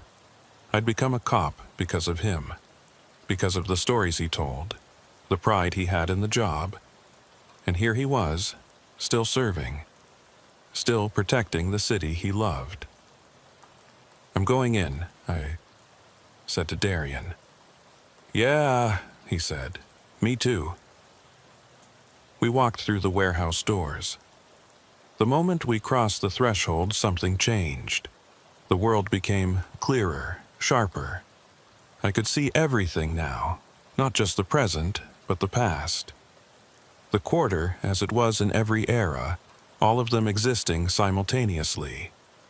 The formation parted, creating a path.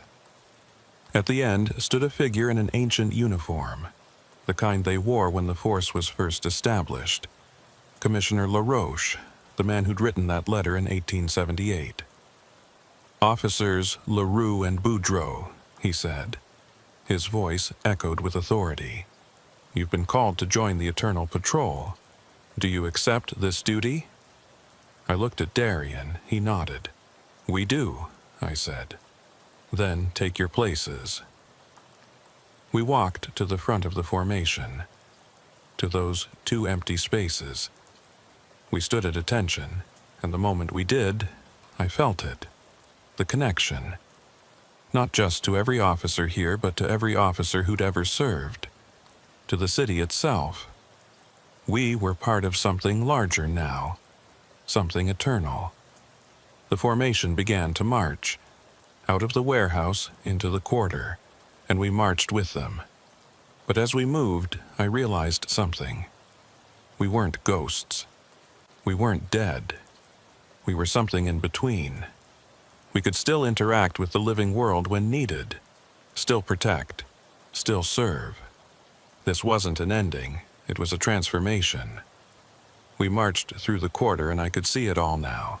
Every crime, every danger, every person in need. The formation spread out, each officer going to where they were needed. Some visible, some not.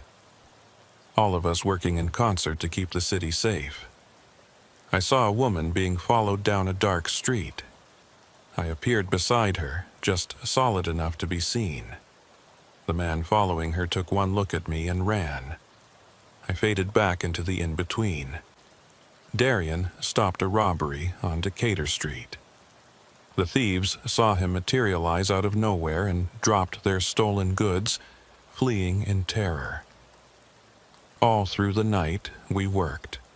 The Eternal Patrol, doing what we'd always done, just from a different side of reality. And at 6 a.m., when the sun began to rise, we returned to the warehouse. The formation reassembled.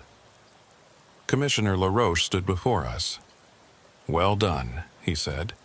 "Your first patrol as Guardians is complete. You may rest now, or you may continue. The choice is yours." I thought about it, about returning to normal duty, about going back to the life I'd had.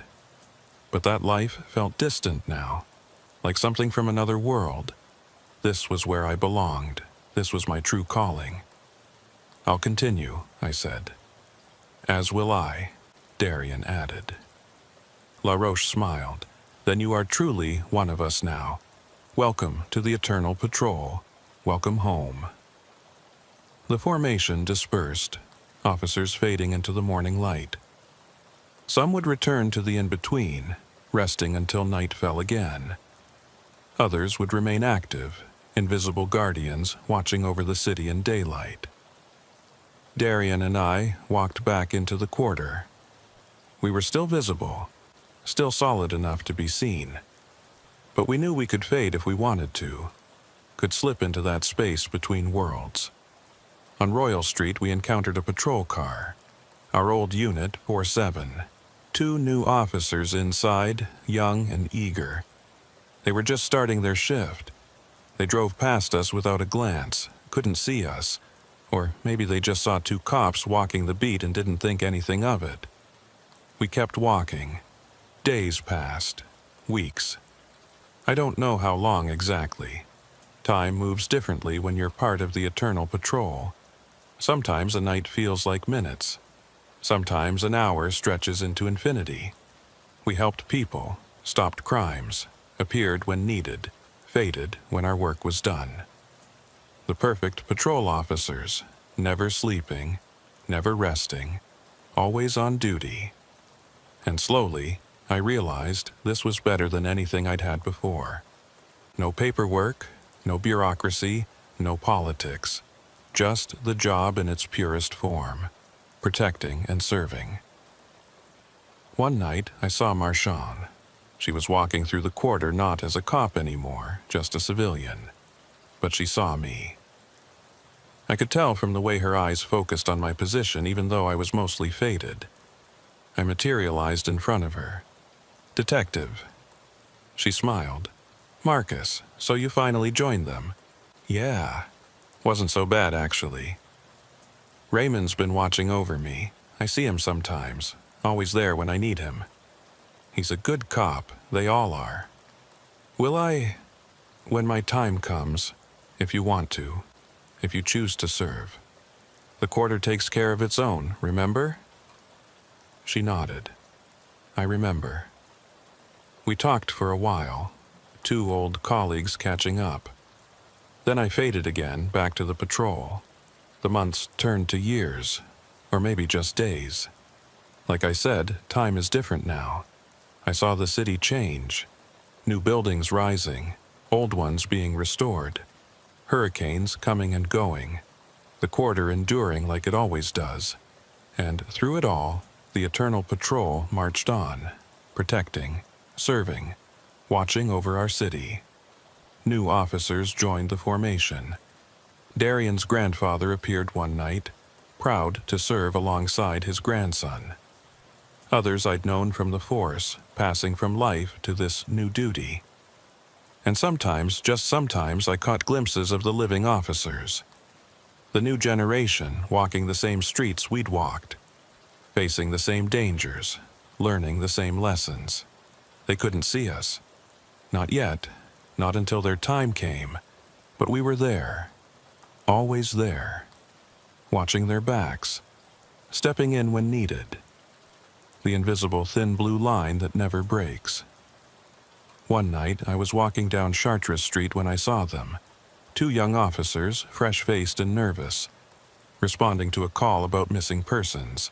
They found an abandoned cruiser, checked the alley nearby. One of them picked up a radio lying in a puddle.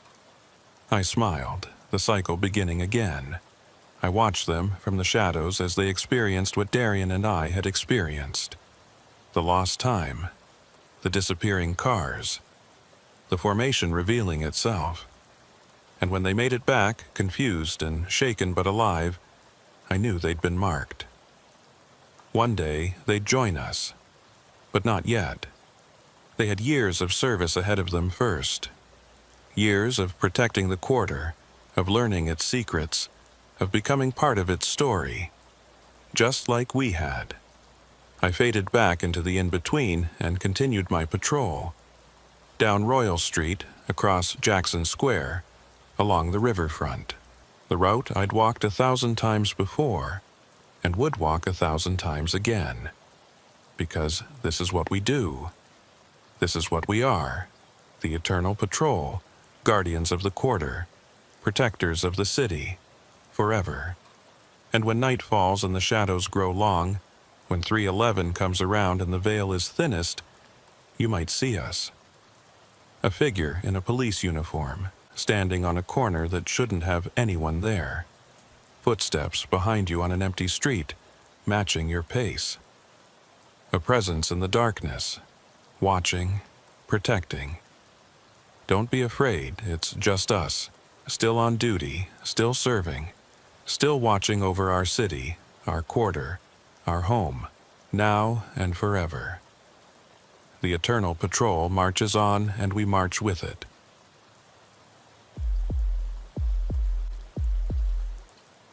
There's something about shotgun houses that gets under your skin if you live in New Orleans long enough. They're everywhere in this city. These long, narrow structures that run straight back from the street.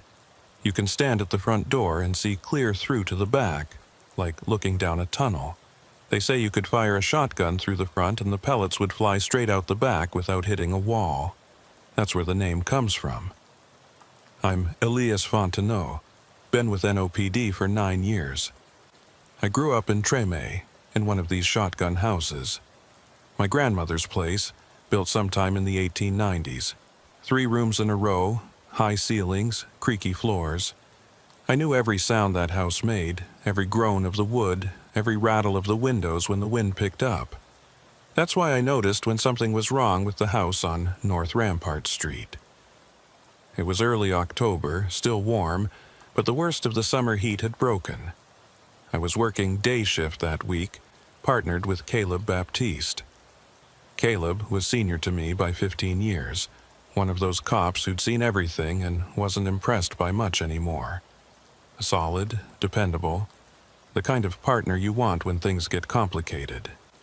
We were cruising through Trame around 2 p.m. when dispatch called us. Unit 6-4, we have a complaint about a property on North Rampart. Number 1247. Caller says there are unusual noises coming from inside. Property is supposed to be vacant. I picked up the radio. Copy that. We're 3 blocks away, en route. The address was familiar. I'd driven past that house 100 times. It was one of those shotgun houses that had been abandoned after Katrina and never reclaimed. The city had it sealed up, boarded windows, padlocked doors. There was a condemned notice posted on the front. Faded now, but still legible. We pulled up outside. The house looked exactly as it had for the past decade. Weathered wood siding, paint peeling in long strips, roof sagging slightly. The windows were covered with sheets of plywood screwed tight. The front door had a heavy chain and padlock across it. "Doesn't look like anyone's been here," Caleb said, getting out of the cruiser. We walked up to the porch. The boards creaked under our weight, that particular sound old wood makes when it's been rotting from the inside. I tested the chain on the door. Secure. The padlock was rusty but intact. "Maybe the neighbor heard something from next door," I suggested. Sound travels in these old places. Caleb was already walking around the side of the house. I followed. The narrow space between buildings was overgrown with weeds, broken bottles, and trash scattered everywhere. The side windows were boarded up same as the front. But when we got to the back, I saw something that made me stop. The back door was sealed like the front. Chain, padlock, everything intact. But on the small concrete stoop, there were muddy footprints, fresh ones, leading right up to the door. "Caleb," I said, pointing. He knelt down, examining them. "These are recent, last few hours maybe. Size 11, 12, adult male probably." We looked at the door. The chain was definitely locked. Nobody could have gone through without breaking it. Yet the footprints led right up to the door and stopped. There were no prints leading away. "Check the windows," Caleb said. We circled the entire house. Every window was sealed. Every entry point was locked down tight. But those footprints at the back door were undeniable. Someone had walked up to that house, and they hadn't walked away. "We need to get inside," I said. Caleb called it in. Within 15 minutes, we had authorization to breach the property and investigate. The city sent someone over with bolt cutters for the chains. While we waited, I studied the house. It was a typical shotgun, probably built around the same time as my grandmother's. Front room, middle room, back room, all in a straight line. Kitchen would be in the back. Bathroom probably added on later. Maybe 800 square feet total, if that. The windows stared back at me like dead eyes, plywood covering any view inside. But I had the strangest feeling that something was looking back, watching us from behind that wood. The city worker arrived with the bolt cutters, made quick work of the padlock on the front door. The chain fell away with a rattle that seemed too loud in the quiet afternoon. "You want me to wait?" the worker asked. "We're good," Caleb said. "Thanks." The worker left. Caleb and I stood on the porch looking at the door. It was just a door, old and weathered, but neither of us was in a hurry to open it. "Ready?" Caleb finally said. "Yeah." He pushed the door. It swung inward with a long creak, hinges protesting. The smell hit us immediately. Not death, not rot, just old air, stale and thick, like opening a tomb that had been sealed for years. We stepped inside. The front room was empty, completely empty. No furniture, no debris, nothing.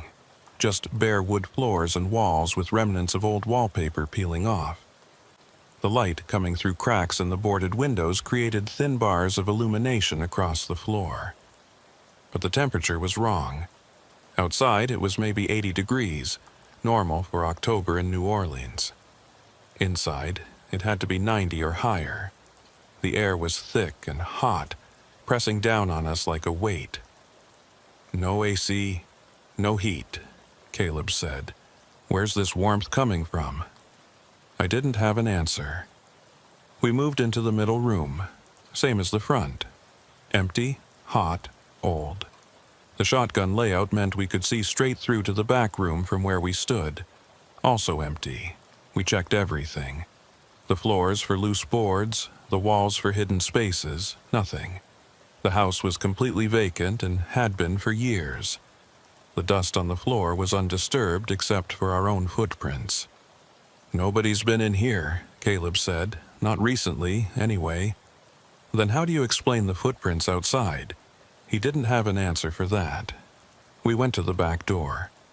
From inside, we could see the chain and padlock were intact. Nobody had opened this door. Yet those muddy footprints on the back stoop led right to it. "Maybe someone stood there and then backed away," Caleb suggested. "Walked backwards in their own prints." It was possible, unlikely, but possible. We were about to leave when I noticed something. In the back room, which would have been the kitchen, there was a small table pushed against the wall. I hadn't seen it before because it was in shadow, but now a shift in the light made it visible. And on that table were papers. I walked over, 2 documents side by side. Both official NOPD incident reports. "Caleb, look at this." He came over. We stared at the reports. The first one was dated September 14th, 2005, just after Katrina. An incident report about looting at this address. Officers had responded, found the house already abandoned, water damage throughout. They'd secured it and moved on. The reporting officer was someone named J. Marchetti. I didn't recognize the name. The second report was dated October 8th, 2025, 3 days from now. I picked it up carefully. The paper felt fresh, not old. The ink was dark and clear. It was an incident report for this exact address. Unusual activity reported. Property breach. Officers Fontenot and Baptiste investigating. My name. Caleb's name. "This is dated 3 days from now," I said quietly. Caleb took the report from me, studied it. "This is a copy of our report form. Current version, right year, right district designation. But we haven't written this yet. No, we haven't." We stood there in that hot, empty room, holding a report from the future. Outside, I could hear traffic on Rampart Street. Normal city sounds. Inside, just our breathing and the creaking of old wood. "This doesn't make sense," Caleb said. I read through the report more carefully. It described our entry into the house, finding it empty and sealed. Then there was a paragraph about discovering the reports on the table. The one from 2005 and this one, the one I was holding. A loop of documentation, each report referencing the other. At the bottom, in the section for follow-up action required, someone had written, "Property to remain sealed. No further investigation recommended." The handwriting looked like mine, but I hadn't written it. "We need to bag this as evidence," Caleb said. "Evidence of what?" "I don't know, but we're taking it." We photographed everything. The empty rooms, the table, the reports. Then we carefully placed both documents in evidence bags. As we did, I noticed something else. There was a thin layer of dust on the table, but not under the reports like they'd been placed there recently. We left the house. Caleb refastened the chain and padlock as best he could, though it had been cut. We'd need the city to come back and properly secure it again. As we walked back to our cruiser, I looked back at the house, and I could swear I saw movement in one of the cracks between the plywood boards. Just a shift in the darkness behind the wood, like someone moving away from the window. "Did you see that?" I asked. "See what?" "In the window. I thought I saw, but there was nothing there now. Just the sealed house, quiet and still in the afternoon sun." We drove back to the station. Neither of us spoke much. What was there to say? We'd found impossible documents in an impossible situation, and neither of us knew what to make of it. At the station, we logged the evidence and started writing our report. The real one, dated today. And as I wrote, I kept thinking about that other report. The one from 3 days in the future, describing exactly what we were doing now. I got to the part about the documents we'd found. Described the first report from 2005.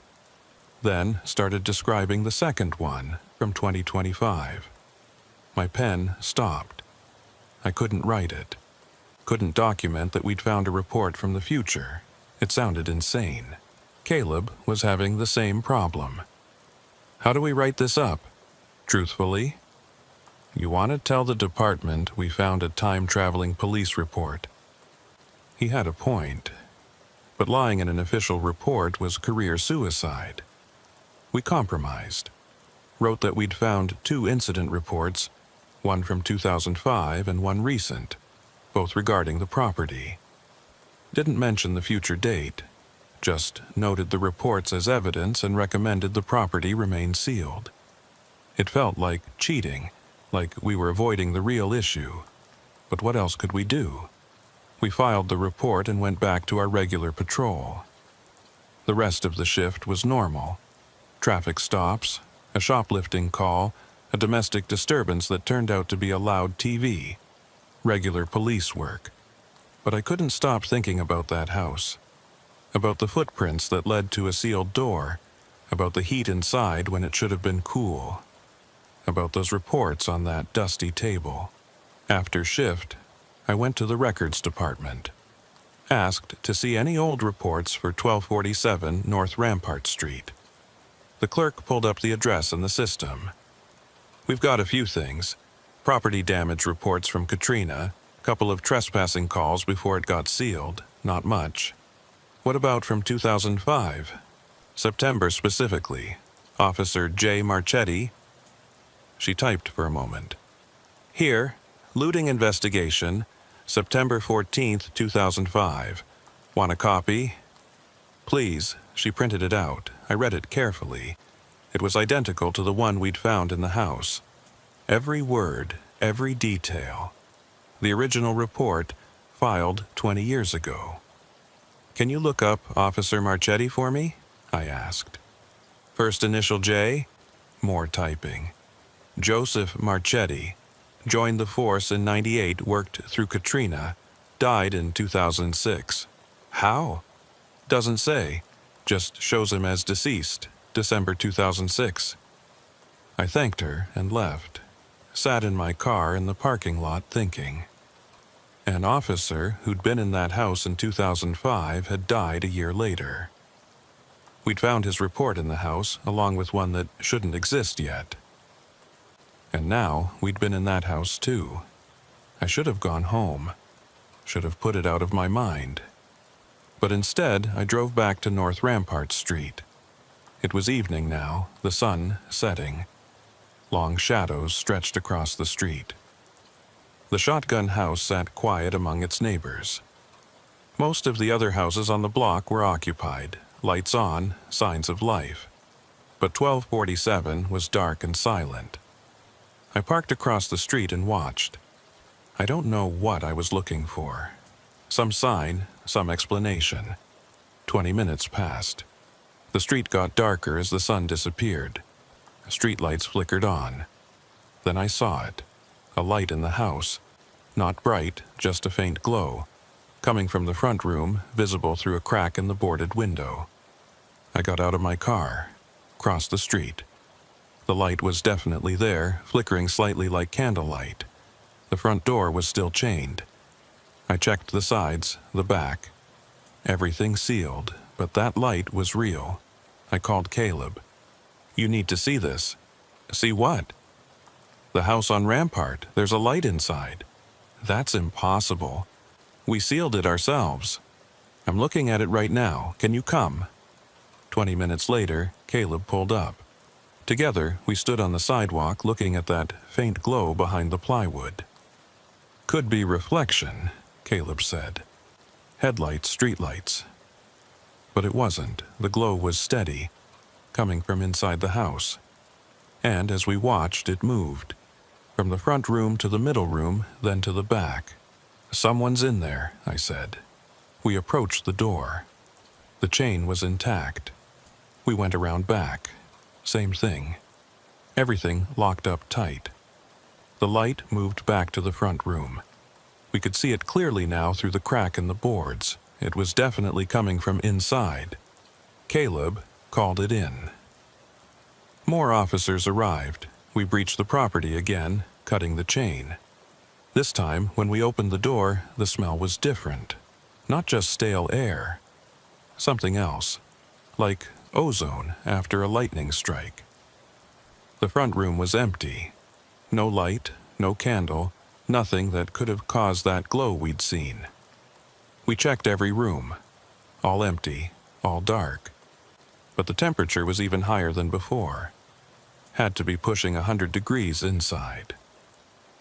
One of the other officers started sweating immediately. "Why is it so hot?" he asked. Nobody had an answer.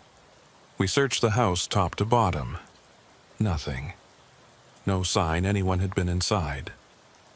No source for the light we'd all seen. The table in the back room was still there.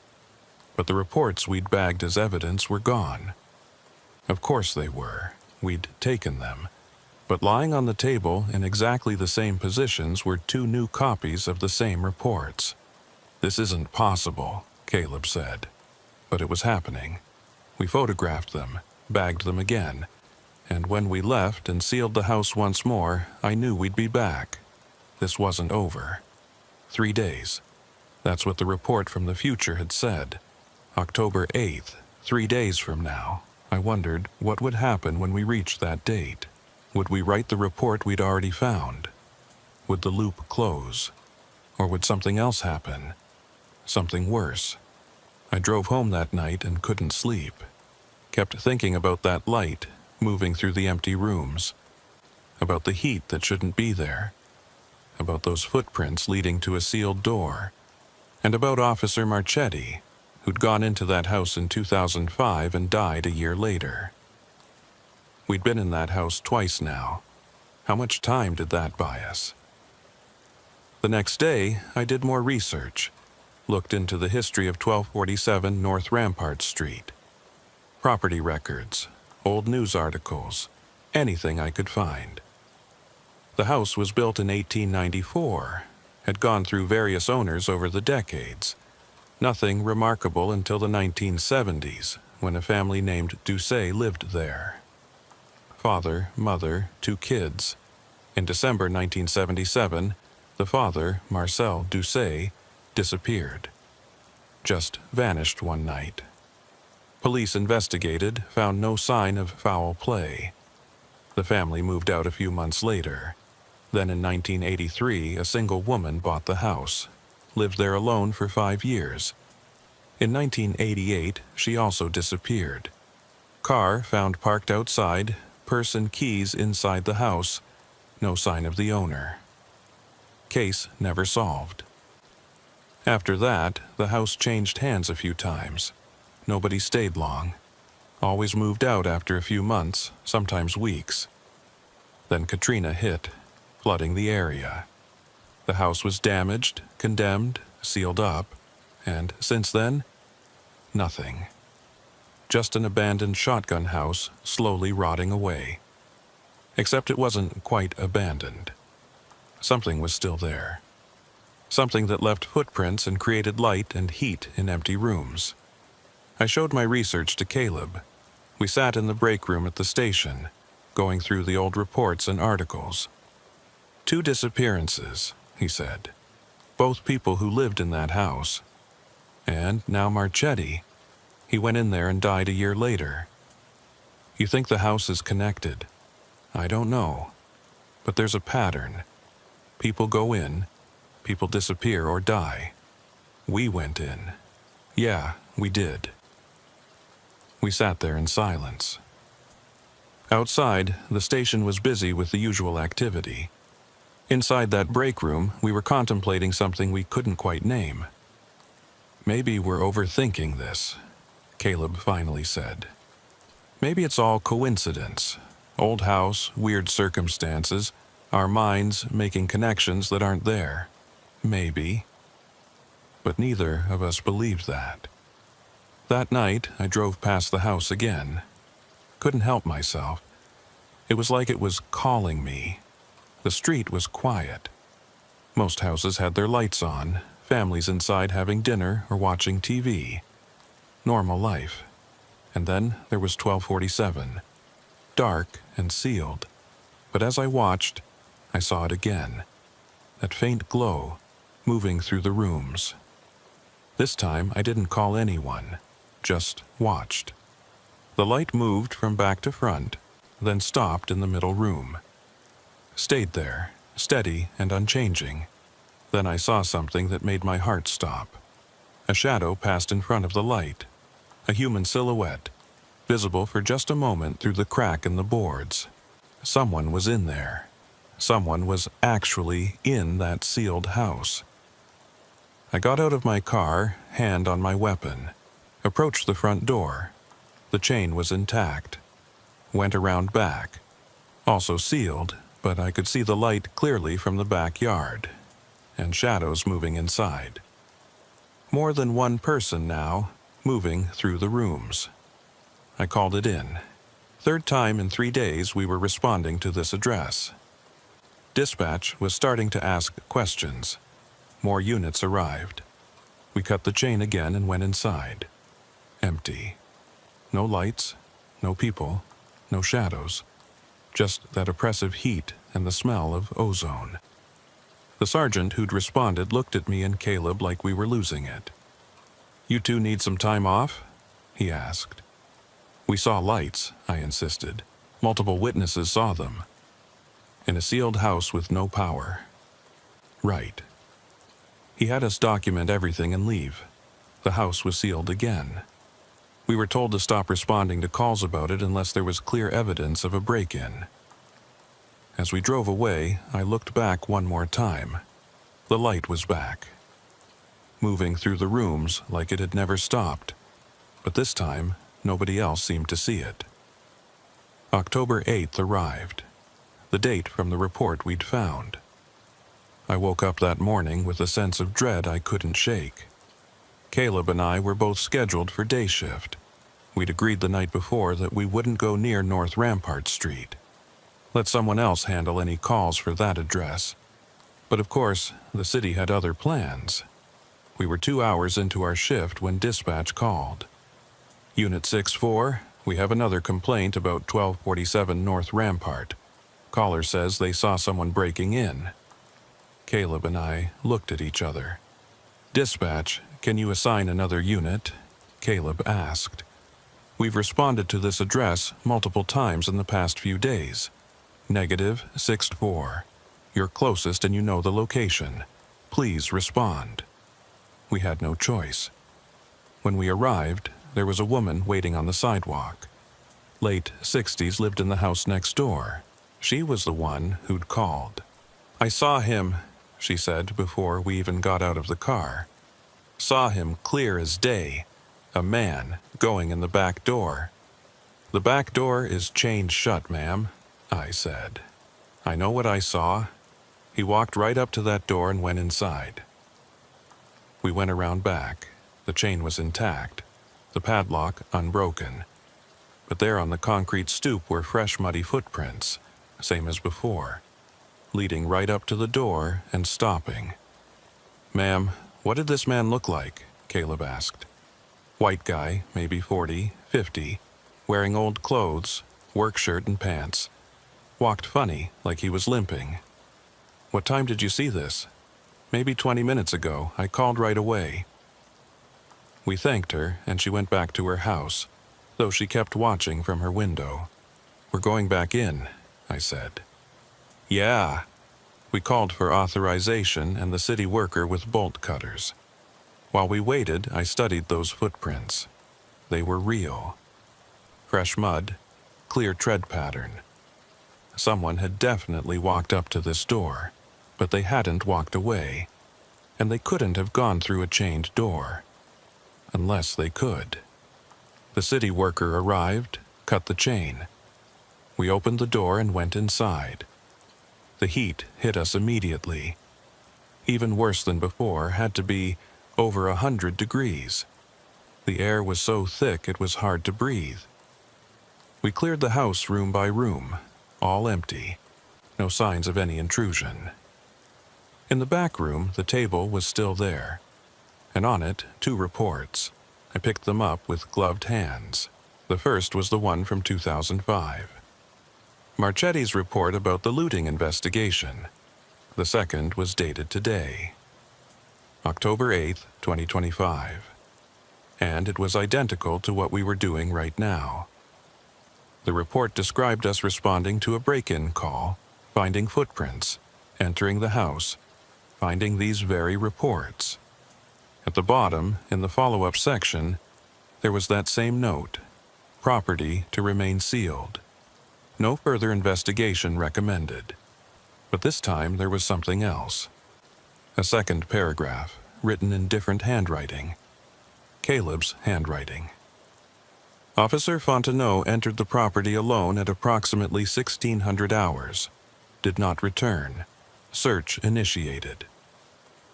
I showed it to Caleb. He read it, face going pale. I didn't write that, he said. I know. It says you went in alone and didn't come back. It's 1300 hours now. That's 3 hours from now. We stood there in that sweltering room, holding a report that described my disappearance. A disappearance that hadn't happened yet, but apparently would. We're leaving, Caleb said. Right now. We're sealing this place up and we're never coming back. Agreed. We photographed the reports, bagged them, and left. Had the city worker put on a new chain and padlock. Made sure it was secure. Then we went back to the station and filed our report. Again, we left out the impossible parts. Just noted we'd found more copies of old reports and recommended the property remain sealed. Our shift ended at 1500 hours. 3 p.m., 1 hour before the time mentioned in that report. Go home, Caleb said. Get out of here. Don't come back to this district tonight. What about you? I'll finish up the paperwork. Make sure everything's filed. Then I'm going home too. You sure? Yeah, get out of here, Elias. I left the station, drove away from Trame, away from North Rampart Street, went to my apartment in Mid-City and tried to relax. But at 15:30 hours, 3:30 p.m., I got a call from Caleb. "Elias, I need you to come back." "What? Why?" "There's been another call about the house. Woman next door says she saw you go inside." "That's impossible. I'm at home." "I know, but she's insistent. Says she saw you specifically, described your uniform, your badge number." "My badge number? How could she know that?" "I'm on my way." I broke every speed limit getting back to North Rampart Street. Caleb was already there, along with 2 other units. The neighbor was on her porch, pointing at the house. "That's him," she said when she saw me.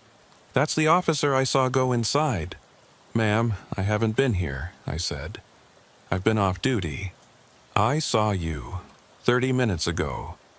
You went to the back door and it just opened for you. No chain, no lock, nothing. You walked right in." "The door's chained," Caleb said. "We can all see it." But the woman was adamant. She'd seen me go inside, seen me clear as day. We checked the back door, chain intact, but there were new muddy footprints on the stoop, and these were different. Smaller, the right size for my boots. Caleb looked at me. "Your boots clean?" I checked. No mud. I hadn't been anywhere muddy.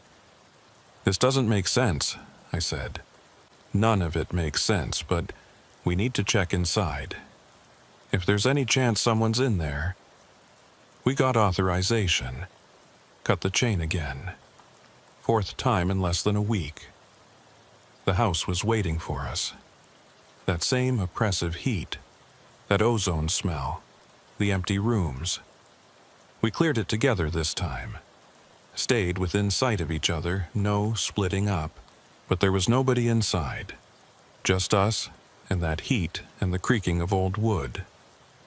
In the back room, the table had new reports. I didn't even want to look at them. But Caleb did. He picked them up, read them. "Elias," he said quietly, "you need to see this." The first report was the same. Marchetti, 2005. The second was dated October 8, 2025, today. But it was different from the one we'd seen this morning. This one described me entering the property at 1600 hours. Described Caleb and other units searching for me. And at the bottom, in my handwriting, "I understand now. The house needs what it needs. I'm staying. Don't come looking for me. Seal it up and forget about it." I stared at the words. That was my handwriting, my signature at the bottom, but I hadn't written it.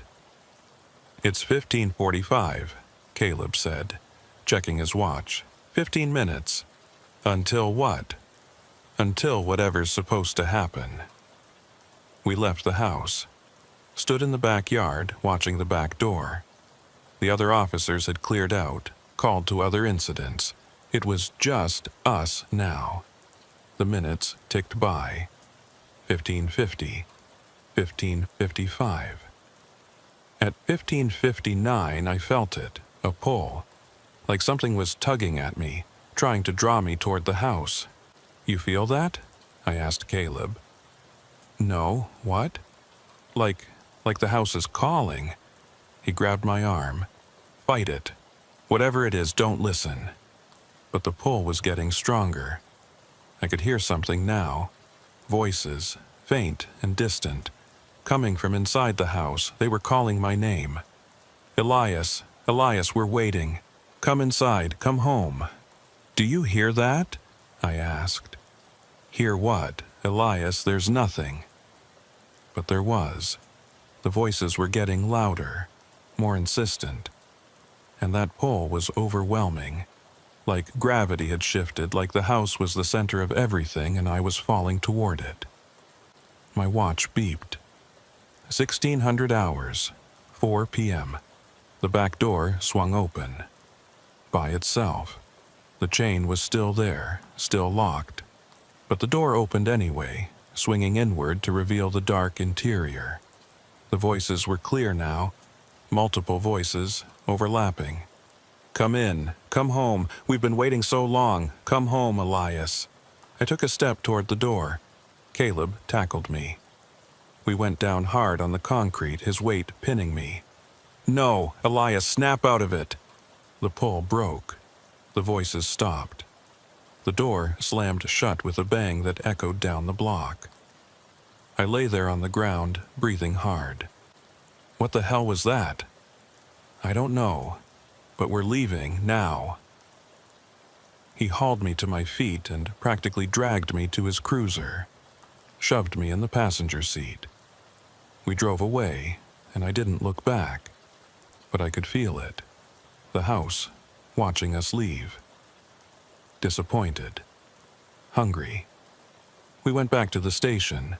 Caleb called in a detective, someone who could take over the case. Yvette Marchand showed up, the same detective who'd been investigating strange occurrences in the quarter. We told her everything. The reports, the dates, the voices, all of it. She listened without interrupting. Then she pulled out a file. "I've been tracking incidents related to properties like this, places that seem to exist in multiple times at once.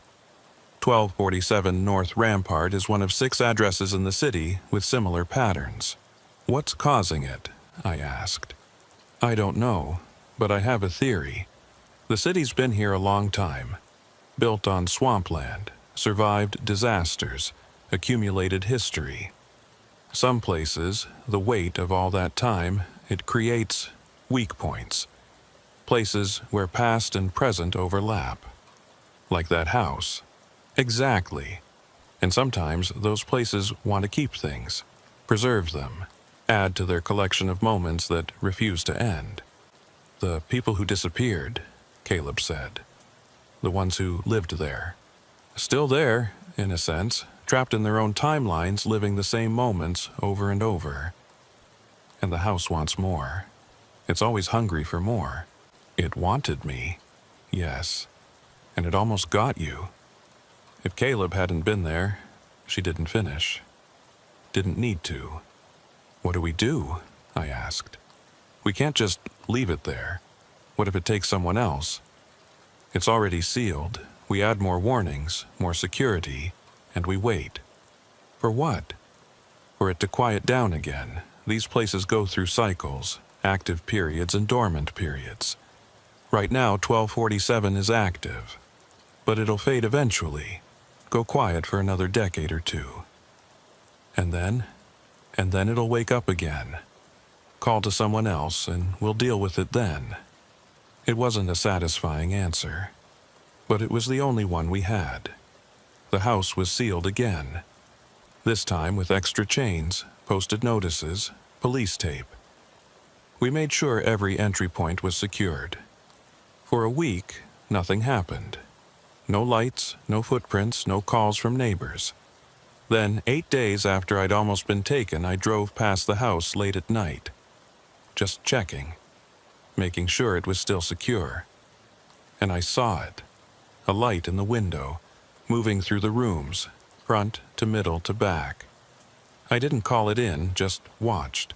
The light moved, steady and purposeful. And in that middle room, I saw a shadow. A human shape, standing still. Then another shadow joined it, and another. Soon there were dozens of them, all crowded into that small space, all standing perfectly still, waiting. I drove away and didn't go back. What else could I do? The house was still there, still hungry, still collecting moments and people who'd stumbled into its gravitational pull. But it didn't have me. Not yet. Though sometimes, late at night, I still hear those voices, calling my name, inviting me home. And I wonder how long I can resist. How long before I find myself standing in front of that back door, watching it swing open, hearing those voices welcome me in. The house is patient. It's been there since 1894. It can wait, and someday, maybe tomorrow, maybe years from now, I'll answer that call. I'll walk through that door, and I'll take my place among the shadows, frozen in time, waiting for the next person to stumble into the house's trap. Because that's what these places do. They call and call and call, and eventually, everyone answers. Everyone comes home. 2 months passed. November turned to December, and New Orleans prepared for the holidays. The weather finally cooled off, though in this city that just means it dropped into the 70s instead of the 90s. I tried to put the house on North Rampart behind me, focused on regular police work, but I couldn't shake the feeling that something was unfinished, that the house wasn't done with me yet. Caleb noticed. We were partners again after a brief reassignment to different shifts. He'd catch me staring off into space sometimes, or notice when I drove out of my way to avoid North Rampart Street entirely. "You still thinking about it?" he asked one day. "Hard not to. Marchand said it would go dormant. Has it?" He didn't answer. We both knew it hadn't. Every week, like clockwork, dispatch would get a call about the property. Lights seen inside, sounds of movement. And each time another unit would respond, break the seal, find nothing. The house was playing with us, with the entire department. I started researching the history more deeply. Spent my off hours at the library, going through old records and newspapers, trying to understand what made that house different. I found more disappearances, way more than the 2 I'd initially discovered. In 1901, 7 years after the house was built, a dock worker named Baptiste Thibault lived there with his wife. He vanished one winter night. Wife woke up. He was gone. Never seen again. In 1923, a jazz musician rented a room in the house, disappeared mid-December. His horn was found in the house, but he wasn't. In 1948, a widower moved in. Lasted 3 months before he vanished. Neighbors said they saw him go into the house one evening. Never saw him come out. And on and on. Every 10 to 20 years, someone disappeared from that house. The pattern was consistent. Mid-December, usually. Between the 10th and 15th. Today was December 10th. I showed my research to Caleb and Marchand. We met at a coffee shop away from the station, somewhere we could talk freely. Every 10 to 20 years, Marchand said, studying my notes. Like a cycle. The last one was Marcel Doucet in 1977, I said. That's almost 50 years ago. So it's overdue. Way overdue. Caleb sipped his coffee. You think that's why it's so active now? Why it went after you? Maybe. It's been dormant too long. It's hungry. Marchand pulled out her own files. I've been tracking Officer Marchetti, the one who filed that report in 2005. He died in December 2006, December 13th specifically. Single car accident. Drove off the road into the bayou. Suicide? I asked. Ruled accidental. But his family said he'd been acting strange for months, talking about a house calling to him, hearing voices. My blood went cold. The same things I experienced. Yes. So the house didn't get him immediately. It took a year. But it got him. That's my theory. We sat in silence. The coffee shop was busy with holiday shoppers, people laughing and chatting, normal life happening all around us. And we were talking about a house that collected people across time. What do we do? Caleb asked. Marchand leaned back. Officially, nothing. The house is sealed. We've done everything we can. And unofficially, I think we need to go back in, find out what it really is. Why it wants people. That's insane, I said. We barely got out last time. I know. But this isn't going to stop. It'll keep calling to you. And eventually, it'll win. Unless we end this. How do you end a place that exists across time? I don't know yet, but we need to try. We made a plan. December 13th, the anniversary of Marchetti's death. We'd go into the house together, all three of us. We'd document everything, try to understand the phenomenon. And maybe, if we were lucky, we'd find a way to break the cycle. It was a terrible plan, but it was the only one we had. The next 2 days, I prepared. Read everything I could find about the house, about the disappearances, about similar phenomena in other cities. New Orleans wasn't the only place with buildings that seemed to exist outside normal time. There were reports from San Francisco, Charleston, Savannah. Old cities with deep histories. But none of them had the pattern I was seeing, the regular cycle of disappearances, the specific targeting of individuals. 1247 North Rampart was unique. On December 12th, the day before we planned to enter the house, I got a call from the neighbor, the elderly woman who'd been reporting the incidents. "Officer Fontenot? I'm sorry to bother you at home. I got your number from the station." "It's fine, ma'am. What's wrong?" "It's the house. I saw him again. The man who lives there." "Ma'am, nobody lives there. It's been sealed for years."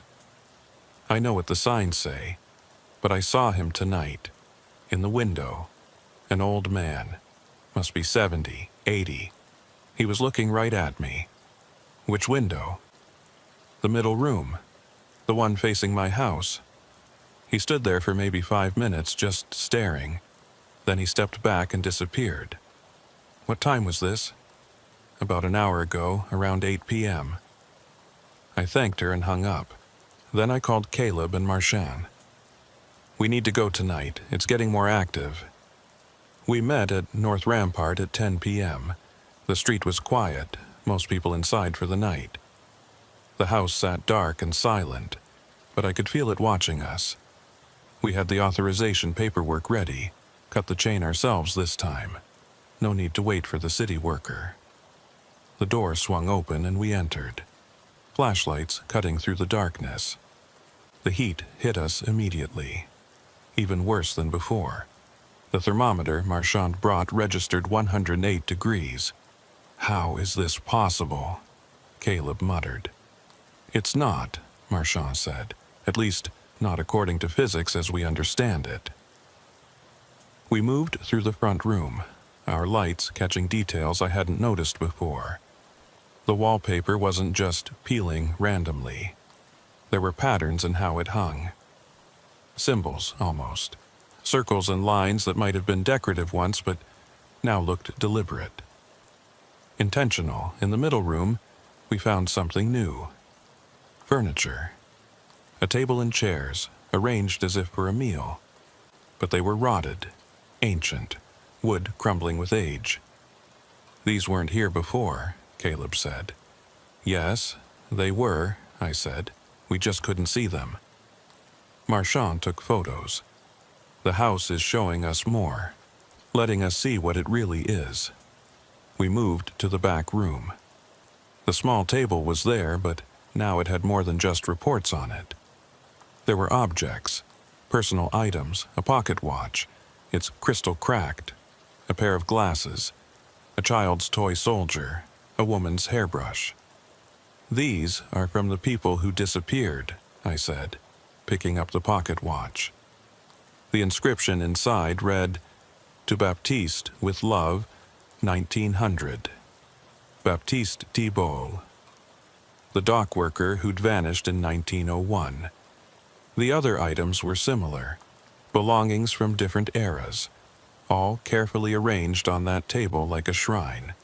"The house is keeping them," Marchand said. "Not just the people, their things, their moments, their time." As she spoke, the temperature dropped, not to normal, but enough that we could feel the difference, from 108 to maybe 90. Still hot, but better. And we heard something. Footsteps, coming from the front room. Slow, deliberate steps on the wooden floor. We moved to the doorway between the middle and front rooms. Our flashlights illuminated the space. There was a man standing there. Old, just like the neighbor had described, wearing clothes from maybe the 1940s. He was looking at us, but there was something wrong with his eyes. They were vacant, unfocused, like he was seeing through us to something else. "Sir?" I called out. "NOPD, can you hear me?" He didn't respond, just stood there, swaying slightly. Then another figure appeared. A woman, younger, 1920s dress. She stood next to the man, also vacant, also swaying. More appeared. A child, a dock worker in old coveralls, a man in a business suit from the 1960s. They filled the front room, all of them standing perfectly still, all of them staring at nothing. "The people who disappeared," Caleb said quietly. "They're all here." And they were. Decades of missing persons, all crowded into that small room. Trapped in time. Frozen in the moment the house took them. One of them moved. The old man, the one we'd seen first. He raised his hand, pointing at me. "Elias Fontenot," he said. His voice was dry, crackling. "We've been waiting." The others echoed him. "Waiting, waiting, waiting." "Waiting for what?" I asked. "For you to join us, to complete the cycle, to make us whole." The figures started moving forward. Slow, shuffling steps. Not threatening, but inexorable. Like a tide coming in. "We need to leave," Marchand said. "Now." But when we turned to the back door, there were more figures there, blocking our exit. Dozens of them, all from different eras, all trapped in the house's collection. "There's no leaving," the old man said. "Not until the house is fed. Not until someone new joins us. It's been too long. The house is hungry." They were surrounding us now, pressing in from all sides. I could feel that pull again, that gravity dragging me towards something I couldn't see. "Fight it," Caleb said. "Like before. Fight it." But this was stronger than before, much stronger. The house had been patient, building its strength, and now it was ready to take what it wanted. The figures were touching us now. Their hands were cold despite the heat. Each touch sent a jolt through me, like static electricity but deeper, like they were pulling at something fundamental. Then Marchand did something unexpected. She pulled out a lighter and set fire to one of the old reports on the table. The reaction was immediate. The figures recoiled, making sounds of distress. The house itself seemed to groan, the wooden floors creaking like they were in pain. "The reports!" Marchand shouted. "They're anchors. They tie the house to specific moments." She grabbed more reports from the table, setting them alight. The fire caught quickly on the old paper. The figures were screaming now, not in pain, but in anguish. Their forms flickering like bad TV reception. "Help me!" Marchand yelled. Caleb and I grabbed more documents. There were dozens of them, all filed on that table. Reports from different years, different incidents, all of them tying the house to specific points in time. We set them all on fire. The flames spread quickly in the dry, hot air. The figures were fading now, becoming translucent. The old man reached out toward us one last time. "Please," he said. Don't leave us here. Don't make us be alone again." But we couldn't stop. The reports burned, and with each one that turned to ash, the house's grip loosened. The temperature started to drop. The oppressive feeling lifted. The last report burned, and with it, the figures disappeared completely. Not violently, just faded, like they'd never been there at all. We stood in the empty house, smoke rising from the ashes on the table. The temperature had normalized, maybe 80 degrees, which for New Orleans in December was actually high, but it felt normal, real. Did we free them? I asked. Or did we destroy them? Marchand looked at the ashes. I don't know. Maybe both. We left the house. As we crossed the threshold, I felt different. Lighter. That pull, that constant tug toward the house was gone. We sealed it up again. But this time it felt different. Final. The next day, I drove past the house. No lights in the windows, no shadows. Just an old, abandoned shotgun house, slowly rotting away. The calls to dispatch stopped. No more lights, no more sounds. The neighbors reported nothing unusual. Marchand checked on the property records. The city had decided to demolish the house. Too much structural damage, too much of a liability. It was scheduled to come down in January. On the day they demolished it, I watched from across the street. The heavy equipment tore into the old wood, pulling the structure apart piece by piece. When they reached the middle room, the one where all those figures had appeared, the demolition crew found something. A space under the floor, a crawl space that shouldn't have existed in a shotgun house. Inside were bones. Dozens of sets of bones. All the people who'd disappeared over the years. All of them buried under that middle room. Under the house that had kept their spirits trapped for decades. The coroner's office identified as many as they could. Some were too old, too deteriorated. But they matched dental records, old missing persons reports. Baptiste Thibault, the jazz musician, Marcel Doucet, all of them. And Officer Joseph Marchetti. He was there too, though he'd supposedly died in a car accident in 2006. His body had never been recovered from the bayou. Turned out he'd never been in the bayou at all. He'd gone back to the house, answered the call, and the house had kept him. But now they were all free. The bones were given proper burials. The families, those who were still alive, got closure. The ones with no families left were buried in a city cemetery with a marker recognizing them as victims. The lot where the house stood was cleared and paved over. The city turned it into a small park. Nothing elaborate, just grass and a few benches. A place for the neighborhood to gather. Sometimes I visit that park, sit on one of the benches, and I think about those people trapped for so long. About how we freed them, or destroyed them, or maybe both. I don't hear the voices anymore, don't feel that pull. Whatever the house was, whatever it wanted, it's gone now. But sometimes, late at night, I wonder, did we really break the cycle, or did we just reset it? Will another house, somewhere in the city, start calling to people? Will another collection begin? New Orleans is old, built on layers of history, tragedy, disaster, and some of that history refuses to stay buried. We did what we could, saved who we could save. The rest is beyond our control. That's what I tell myself anyway. Most nights, I even believe it. Spring came to New Orleans. The temperature climbed back into the 80s. The city shook off winter and prepared for Mardi Gras season. I was still partnered with Caleb. We worked our shifts, responded to calls. Life went back to normal, or as normal as it gets in this city. But I couldn't shake the feeling that we'd missed something. That the house on North Rampart had shown us the tip of something much larger. The dream started about 2 weeks after the demolition.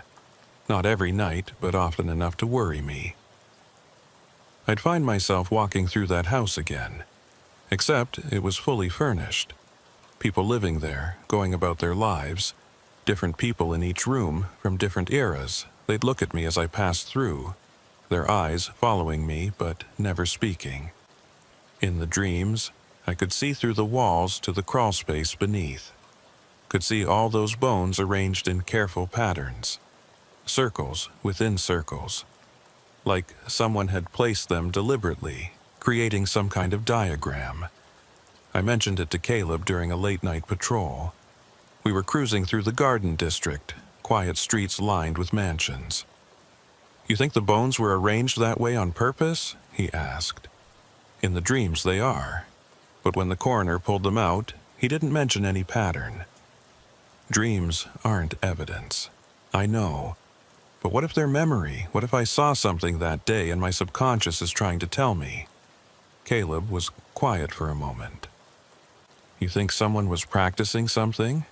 Like some kind of ritual? I don't know what I think. But shotgun houses weren't designed with crawl spaces. Someone dug those spaces out, deliberately created room to hide bodies. That takes planning, intent. We drove in silence for a while. Then Caleb said, "We should talk to Marchand." Marchand felt it too. We'd meet for coffee every few weeks, compare notes. She was still tracking anomalies across the city, places where time seemed to bend, where the past refused to stay in the past. This time, when we met, I brought copies of the coroner's reports, photos from the excavation. Marchand spread them out on the table, studying each one carefully. "I've found 3 more," she said, not looking up from the photos. 3 more properties with similar patterns to North Rampart. Active? Not yet, but they're showing signs, calls from neighbors, unexplained phenomena. What are you going to do? Document them, watch them, wait to see if they escalate. And if they do? She sipped her coffee, finally looking up.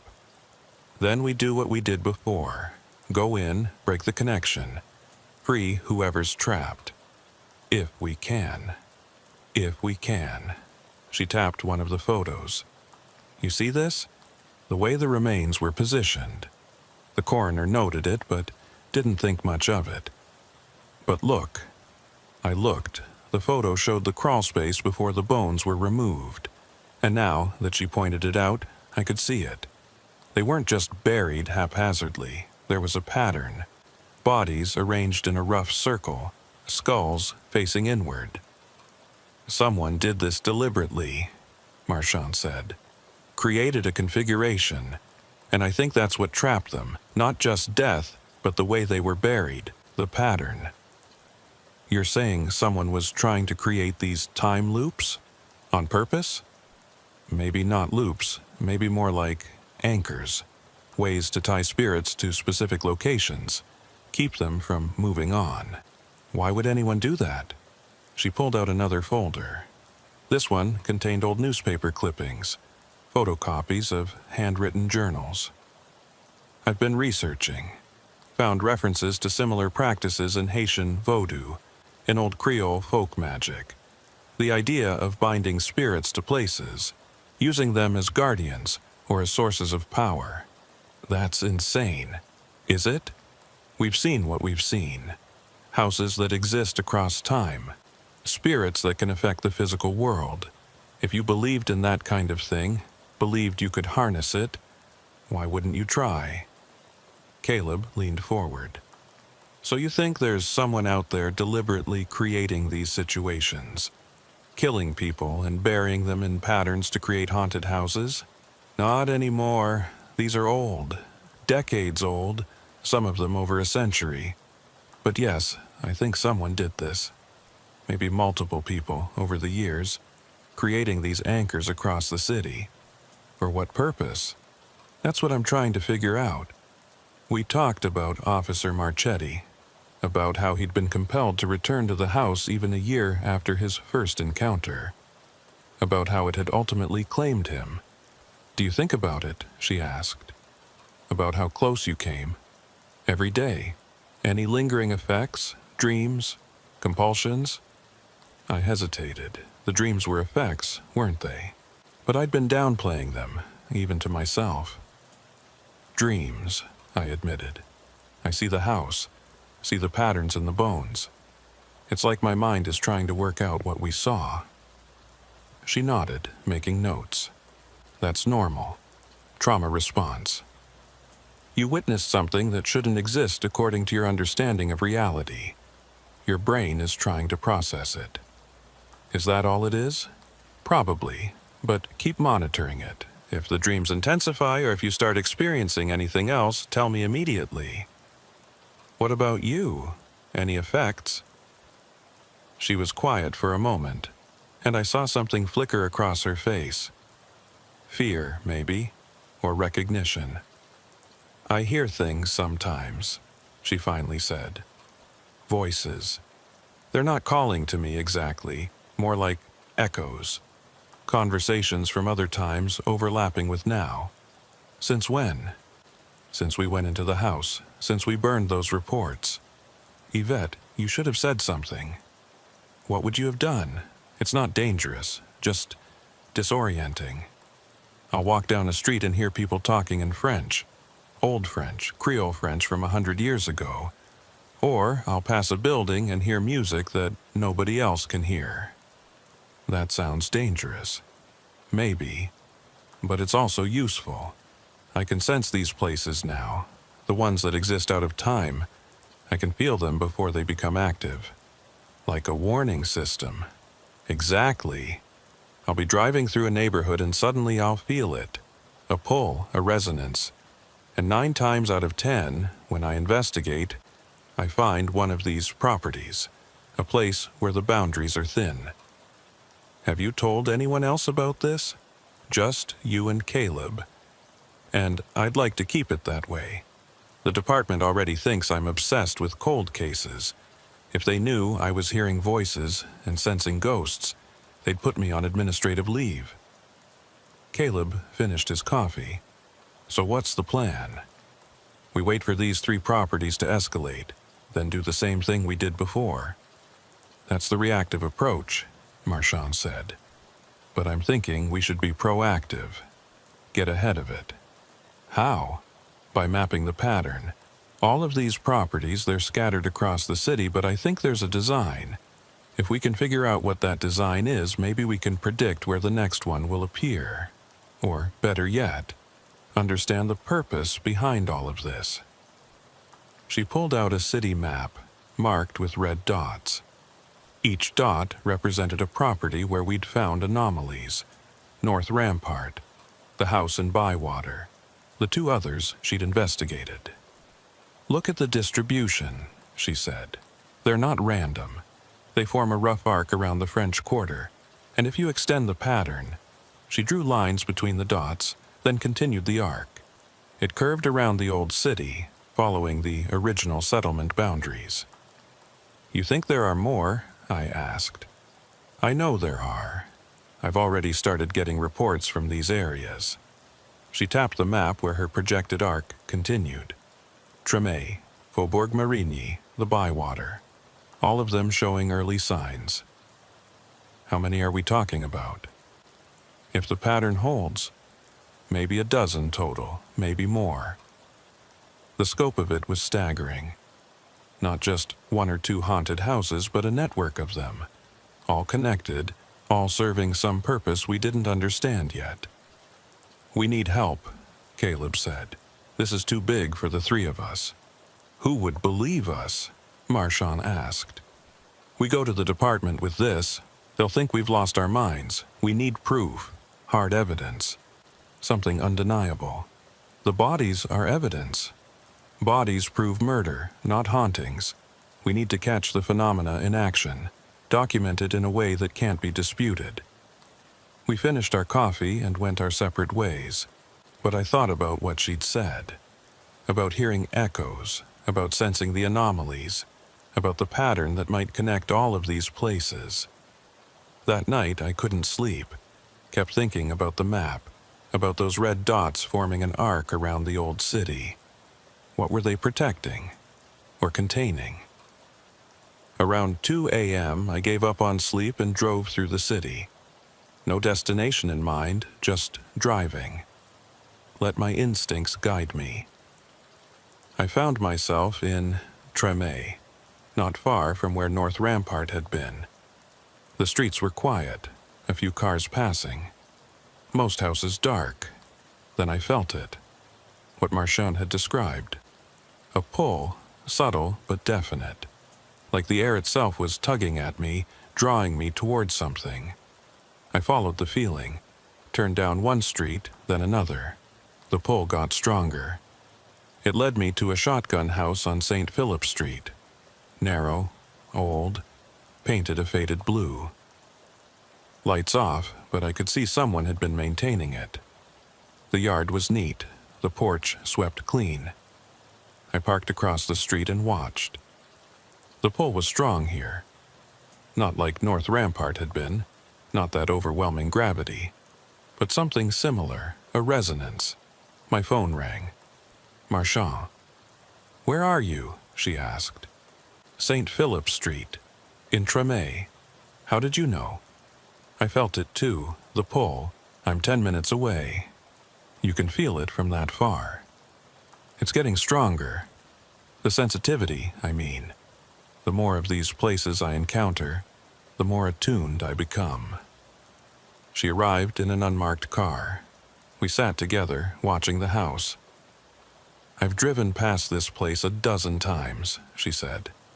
"Never felt anything before, but tonight it's active. Should we call Caleb?" "Not yet. Let's just observe, see what happens." We watched for an hour. Nothing visible, but that pull remained. Constant, insistent. Then, around 3:30 a.m., we saw movement. Not in the house, but around it. Shadows forming in the yard, on the porch. Not cast by any light source. Just appearing, dark patches against the darkness. "You seeing this?" I asked. "Yeah." The shadows moved with purpose, circling the house in a slow, deliberate pattern, round and round, like they were performing some kind of ritual. Marchand was taking photos with a night vision camera. "This is it. This is the evidence we need." But as she said it, the shadows stopped. All of them, simultaneously. They turned toward our car, toward us. "Can they see us?" I asked. "I don't know, but they know we're here." The shadows began moving toward us, slow, gliding across the street like oil spreading on water. "Start the car," Marchand said. I did. Put it in gear. But the shadows were already surrounding us, pressing against the windows, blocking our view. Through the darkness, I could hear voices. The same overlapping conversations Marchand had described. Different languages, different eras, all of them asking the same question in different words. "Why did you come? Why did you disturb us?" The temperature in the car dropped. I could see my breath. The windows began to frost over from the inside. "We're leaving," Marchand said loudly. "We're not here to harm you. We're leaving." But the shadows didn't move. They pressed closer. The voices got louder, more insistent. Then I remembered what had worked before. Fire. Not literal fire, but the burning of those reports. The destruction of the anchors. "The pattern," I said. "We need to disrupt the pattern." I threw the car into reverse and punched the gas. The tires screeched. We shot backward, away from the circle of shadows. The moment we broke free of their formation, they dissipated. Vanished like smoke. The temperature normalized. The voices stopped. We drove several blocks before pulling over. Both of us were shaking. "That was different," Marchand said. "More aggressive than the others. Because we came to them. We sought them out instead of waiting for them to call us. Maybe. Or maybe because we've freed the others, broken those patterns, and now the remaining ones are defensive, protecting themselves." We sat in silence for a moment. Then Marchand said, "We need to be more careful.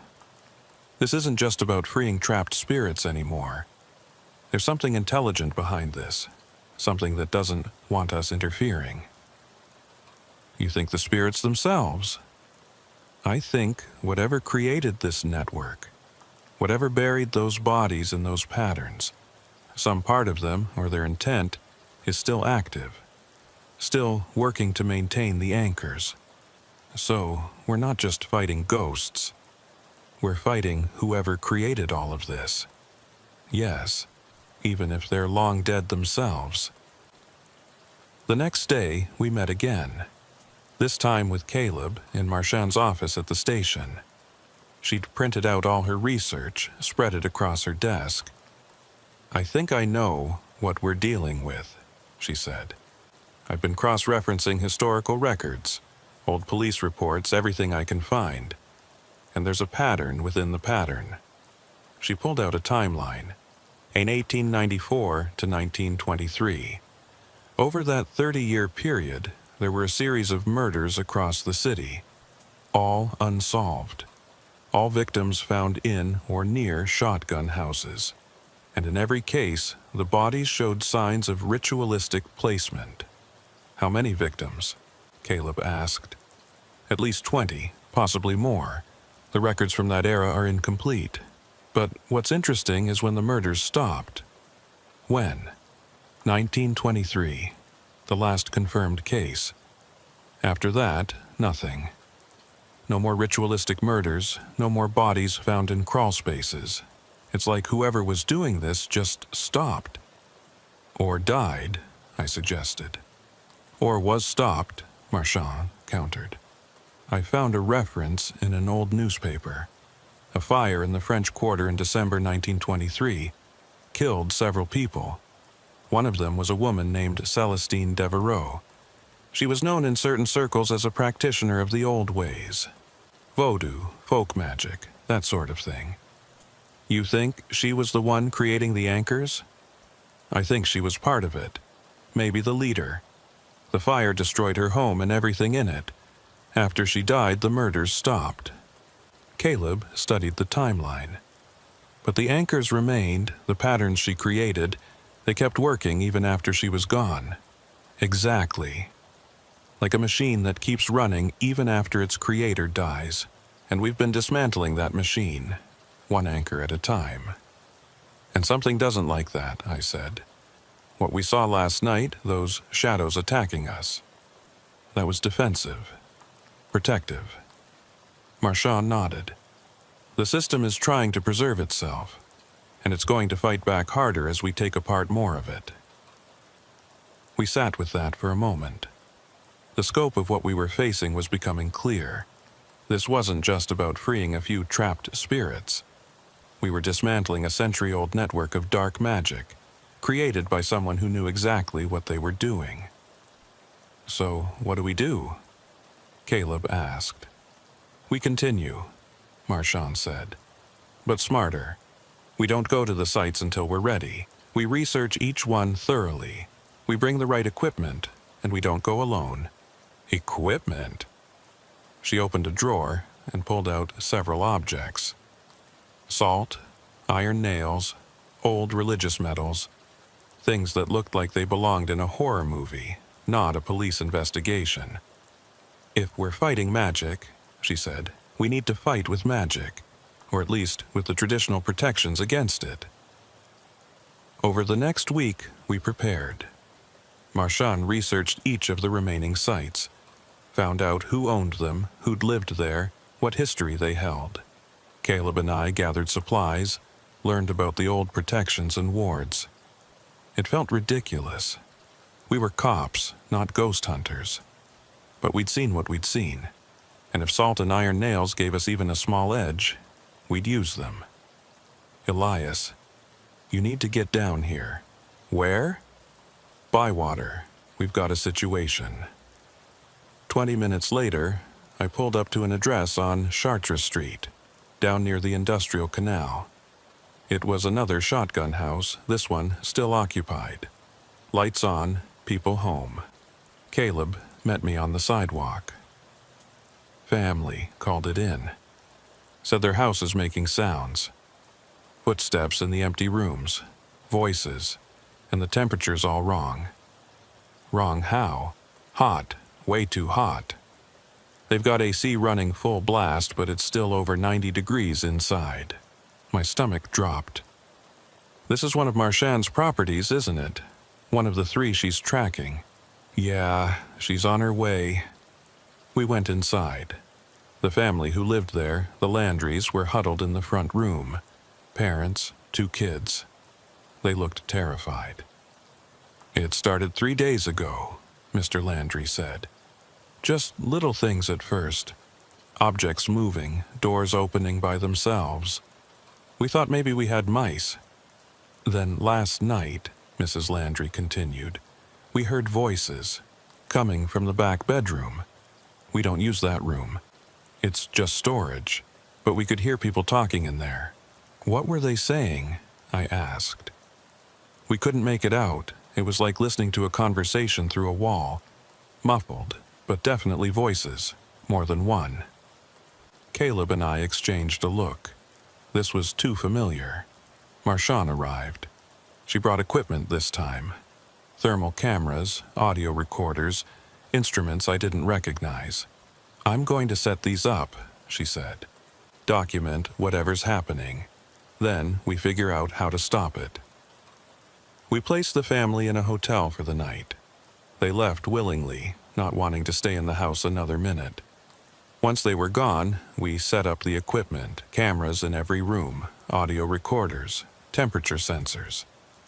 Then we waited. For the first hour, nothing happened. The house was quiet, normal. The temperature was high, but not impossibly so. Then, around midnight, the readings started to spike. Temperature in the back bedroom jumped to 105 degrees. Audio recorders picked up voices. We rushed to the room. It was packed with boxes and old furniture. But in the middle of the floor, there was a clear space. And in that space, shadows. Not physical objects, not people, just shadows. Dark patches that moved independently of any light source. They swirled and shifted, occasionally coalescing into almost human shapes before dissolving again. "Are you seeing this?" Caleb asked. "Yeah." The voices were clearer now. Multiple conversations overlapping. Some in English, some in French. Some in languages I didn't recognize. One voice separated itself from the others. Female, speaking English with an old-fashioned accent. "We've been waiting so long. Please, let us out." "Out of what?" I called into the room. "The house, the time, the loop. Please, break the cycle." Marchand was recording everything. "How do we break it?" "The foundation. Look beneath. Find where we're buried. Give us peace." The shadows began to fade. The voices diminished. Within minutes, the room was back to normal. Temperature dropping, phenomena ceasing. We looked at each other. "The foundation," I said. "Like North Rampart, there are bodies buried here too." We got permission from the Landrys to excavate. It took 2 days of work with ground-penetrating radar and careful digging. We found them. 7 bodies buried in the crawl space under the house. Different time periods, different circumstances. All of them people who'd gone missing over the years from this address. The coroner removed them, identified who he could. Families were notified, proper burials arranged. And just like that, the phenomena stopped. The house went back to being a normal house. The Landrys moved back in, reported no further incidents. "It's the same pattern," Marchand said. "Bodies buried, spirits trapped, the house existing across multiple times simultaneously. And when we free the dead, it breaks the cycle." "So the other 2 properties you're tracking," Caleb said. "They probably have bodies too. I'm going to get warrants. Check the foundations. If there are remains, we'll remove them before the phenomena escalate." Over the next month, she did exactly that. The first property was on Burgundy Street in the Meridney, a small Creole cottage that had changed hands 6 times in the past decade. Nobody ever stayed long. The current owners, a young couple from California, had been there 3 weeks when the incident started. They described the same things: voices, temperature spikes, shadows moving independently. We got the warrant, excavated the foundation. found 4 bodies dating back to the 1880s, all victims of yellow fever, buried quickly during an epidemic. No proper rites, no consecrated ground, just thrown in a pit and covered with lime. When we gave them proper burials, the phenomena stopped immediately. The couple stayed in the house, reported no further issues. The second property was different. A larger home in the Bywater, closer to the industrial canal. This one had been a boarding house in the 1920s and 30s. Marchand's research showed 3 disappearances over a 10-year span. Residents who'd simply vanished from their rooms. We found them in the walls, literally sealed into the structure during a renovation in 1935. The property owner at the time had been questioned about the disappearances but never charged. He'd died in 1940, took his secrets with him, or so everyone thought. But the house remembered. The house kept those secrets in its walls, in its foundation, in the very boards of its floors. When we opened those walls, when we brought those remains into the light, I felt something. A release, like pressure equalizing. The house itself seemed to sigh. The current owner, an artist who'd been using it as a studio, said the atmosphere changed immediately. "It feels lighter," she told us, "like the building can breathe again. For now, at least." But we all knew this wasn't the end. New Orleans is built on the dead. Centuries of yellow fever, hurricanes, violence. Thousands upon thousands buried in the swampland beneath the city. Many in unmarked graves, many forgotten entirely. Some of them don't rest easy. Some of them reach out, trying to connect with the living, trying to pull the living into their frozen moments, trying to make someone, anyone, acknowledge that they existed, that they died, that they matter. And sometimes they succeed. But now we know how to fight back, how to free them, how to break the cycles. It's become part of my job now.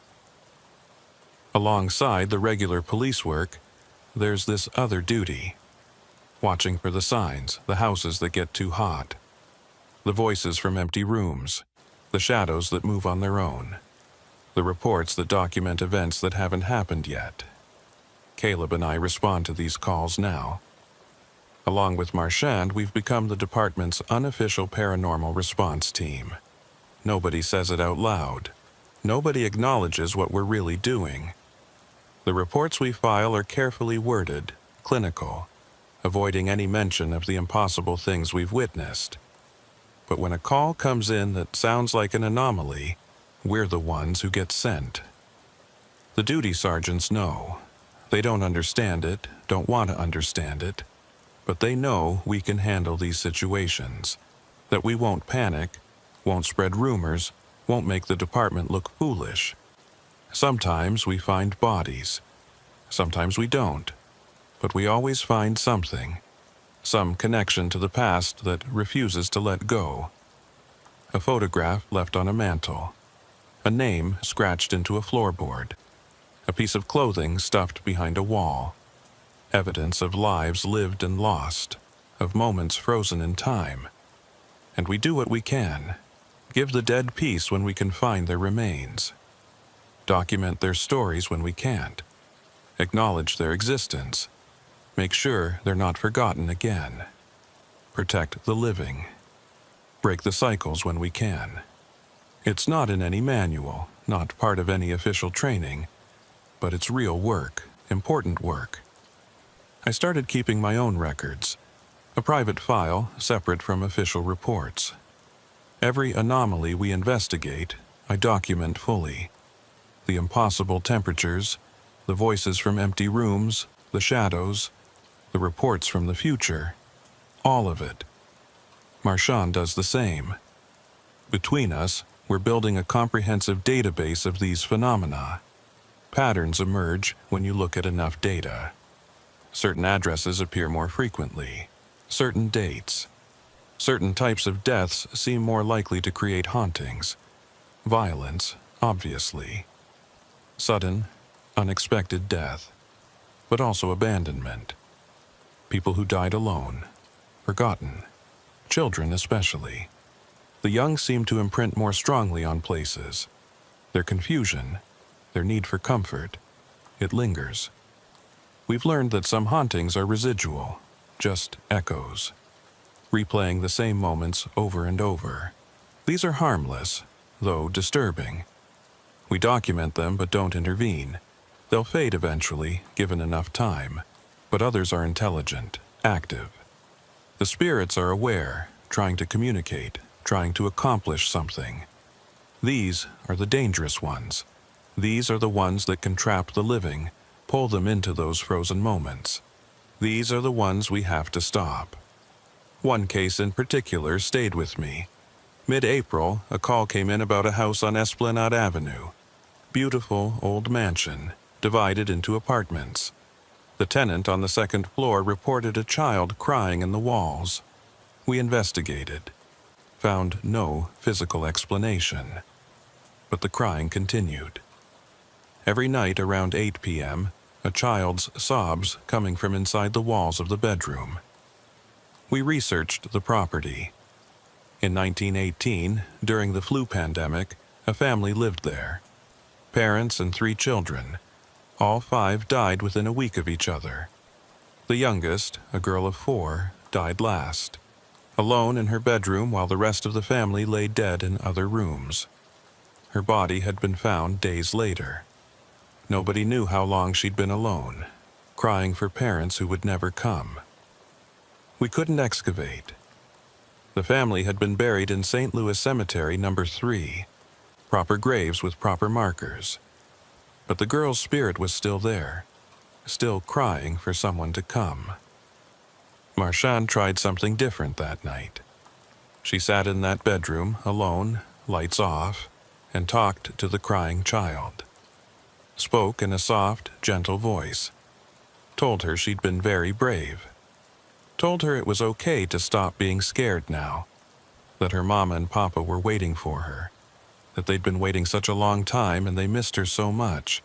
That she could go to them now. That it was safe. That she didn't have to cry anymore. I was standing in the hallway, listening. Caleb was downstairs with the tenant. And for a long time there was just silence. Then Marchand's voice again, quieter this time. "That's right, sweetheart. I can see them too. They're smiling. They're so happy to see you. Go on now.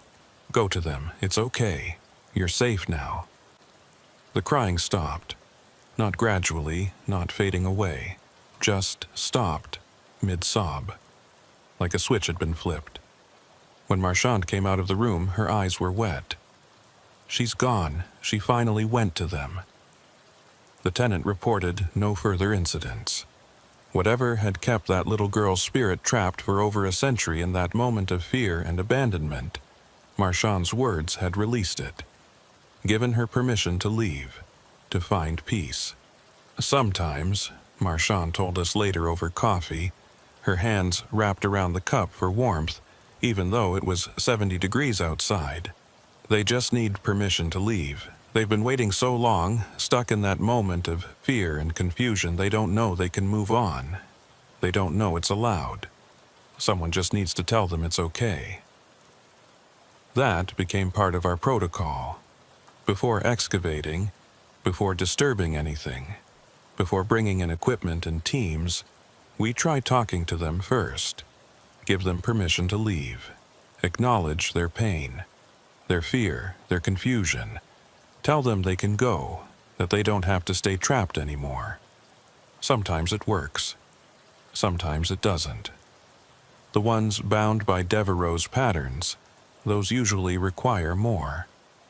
Require breaking the physical anchors, disrupting the configurations. But the others, the ones who are just lost, just frightened, just waiting for someone to tell them it's over now, those we can help with words alone.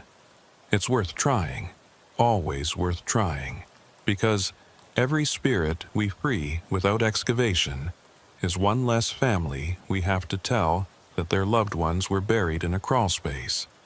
One less set of bones to pull from the earth, one less horror to document and file away.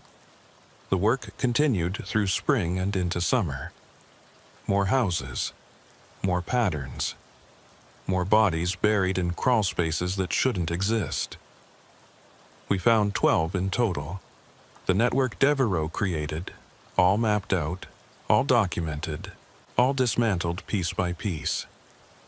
Each one followed the same pattern. Bodies arranged in circles, houses existing across multiple timelines, temperatures that defied physics, voices from the trapped and the dead. By June, we'd cleared the last of them. The arc around the French Quarter was broken. Whatever Devereaux had built, whatever purpose it served, it was finished now. But the work wasn't done, because New Orleans is full of old places, old pain, old sorrows that refuse to stay buried. Devereaux's network might have been the most organized, the most deliberate, but it wasn't the only source of hauntings in the city. We started getting calls from other neighborhoods, the Garden District, uptown, even out in Metairie. Reports of similar phenomena, though not as organized. These weren't part of any network, just individual tragedies, individual spirits unable or unwilling to move on. We responded to each one, investigated, documented, helped where we could. Sometimes it was as simple as talking to the spirit, giving them permission to leave. Other times it required research, excavation, proper burial of remains that had been hidden or forgotten. The department officially recognized us as specialists in historical property investigations. They didn't use the word haunting, didn't acknowledge what we were really doing, but they sent us the calls that other officers couldn't handle, the ones that didn't make sense, the ones that required someone who understood that reality was more flexible than the manual said it was. It changed how I saw the city, changed how I saw the job. Being a cop isn't just about enforcing laws for the living. It's about maintaining order between all the layers of existence that overlap in this old place. The dead have rights too, in a way. The right to be remembered, the right to rest, the right to have their stories told, even if only to the three of us who would listen. One evening in late June, I was driving through Treme after shift. Just cruising, no destination. The sun was setting, painting the shotgun houses in shades of gold and orange. Music drifted from open windows, jazz, blues, bounce music, all mixing together into that uniquely New Orleans sound. I passed by where North Rampart had stood. The little park was quiet, a couple kids playing on the grass. Normal, peaceful. But I could still feel them sometimes, the spirits we'd freed. Not trapped anymore, not suffering, just present in a quiet way, like they were grateful, like they were watching over the place they'd been bound to for so long, but watching by choice now, not compulsion.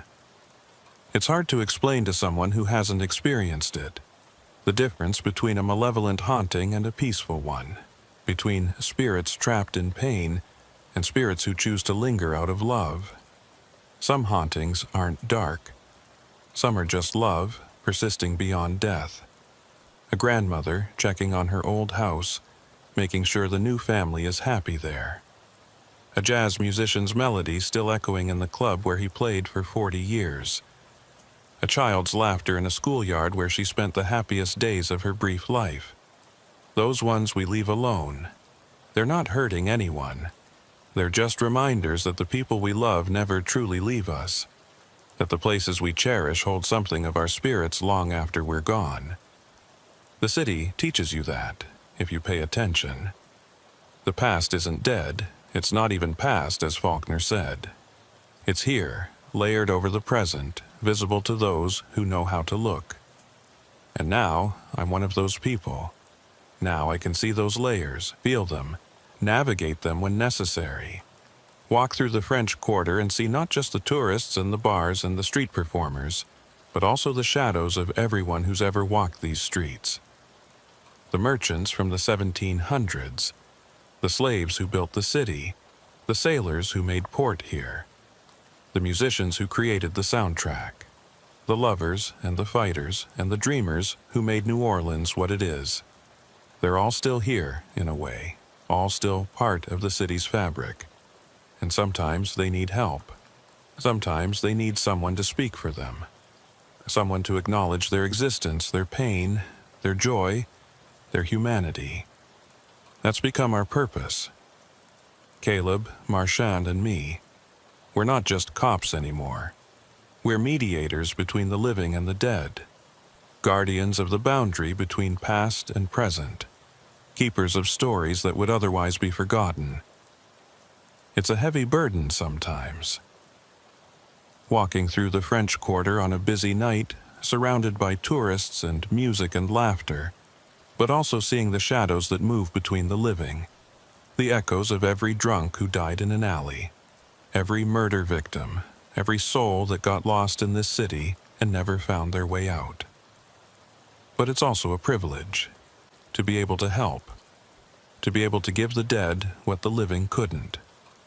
Peace, acknowledgement, rest. We protect and serve. That's what we swore to do.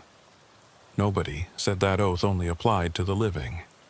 So we'll keep doing it. Keep responding to those calls. Keep entering those houses. Keep freeing those spirits. Keep breaking those cycles. Because somebody has to. Somebody has to stand guard against the weight of history.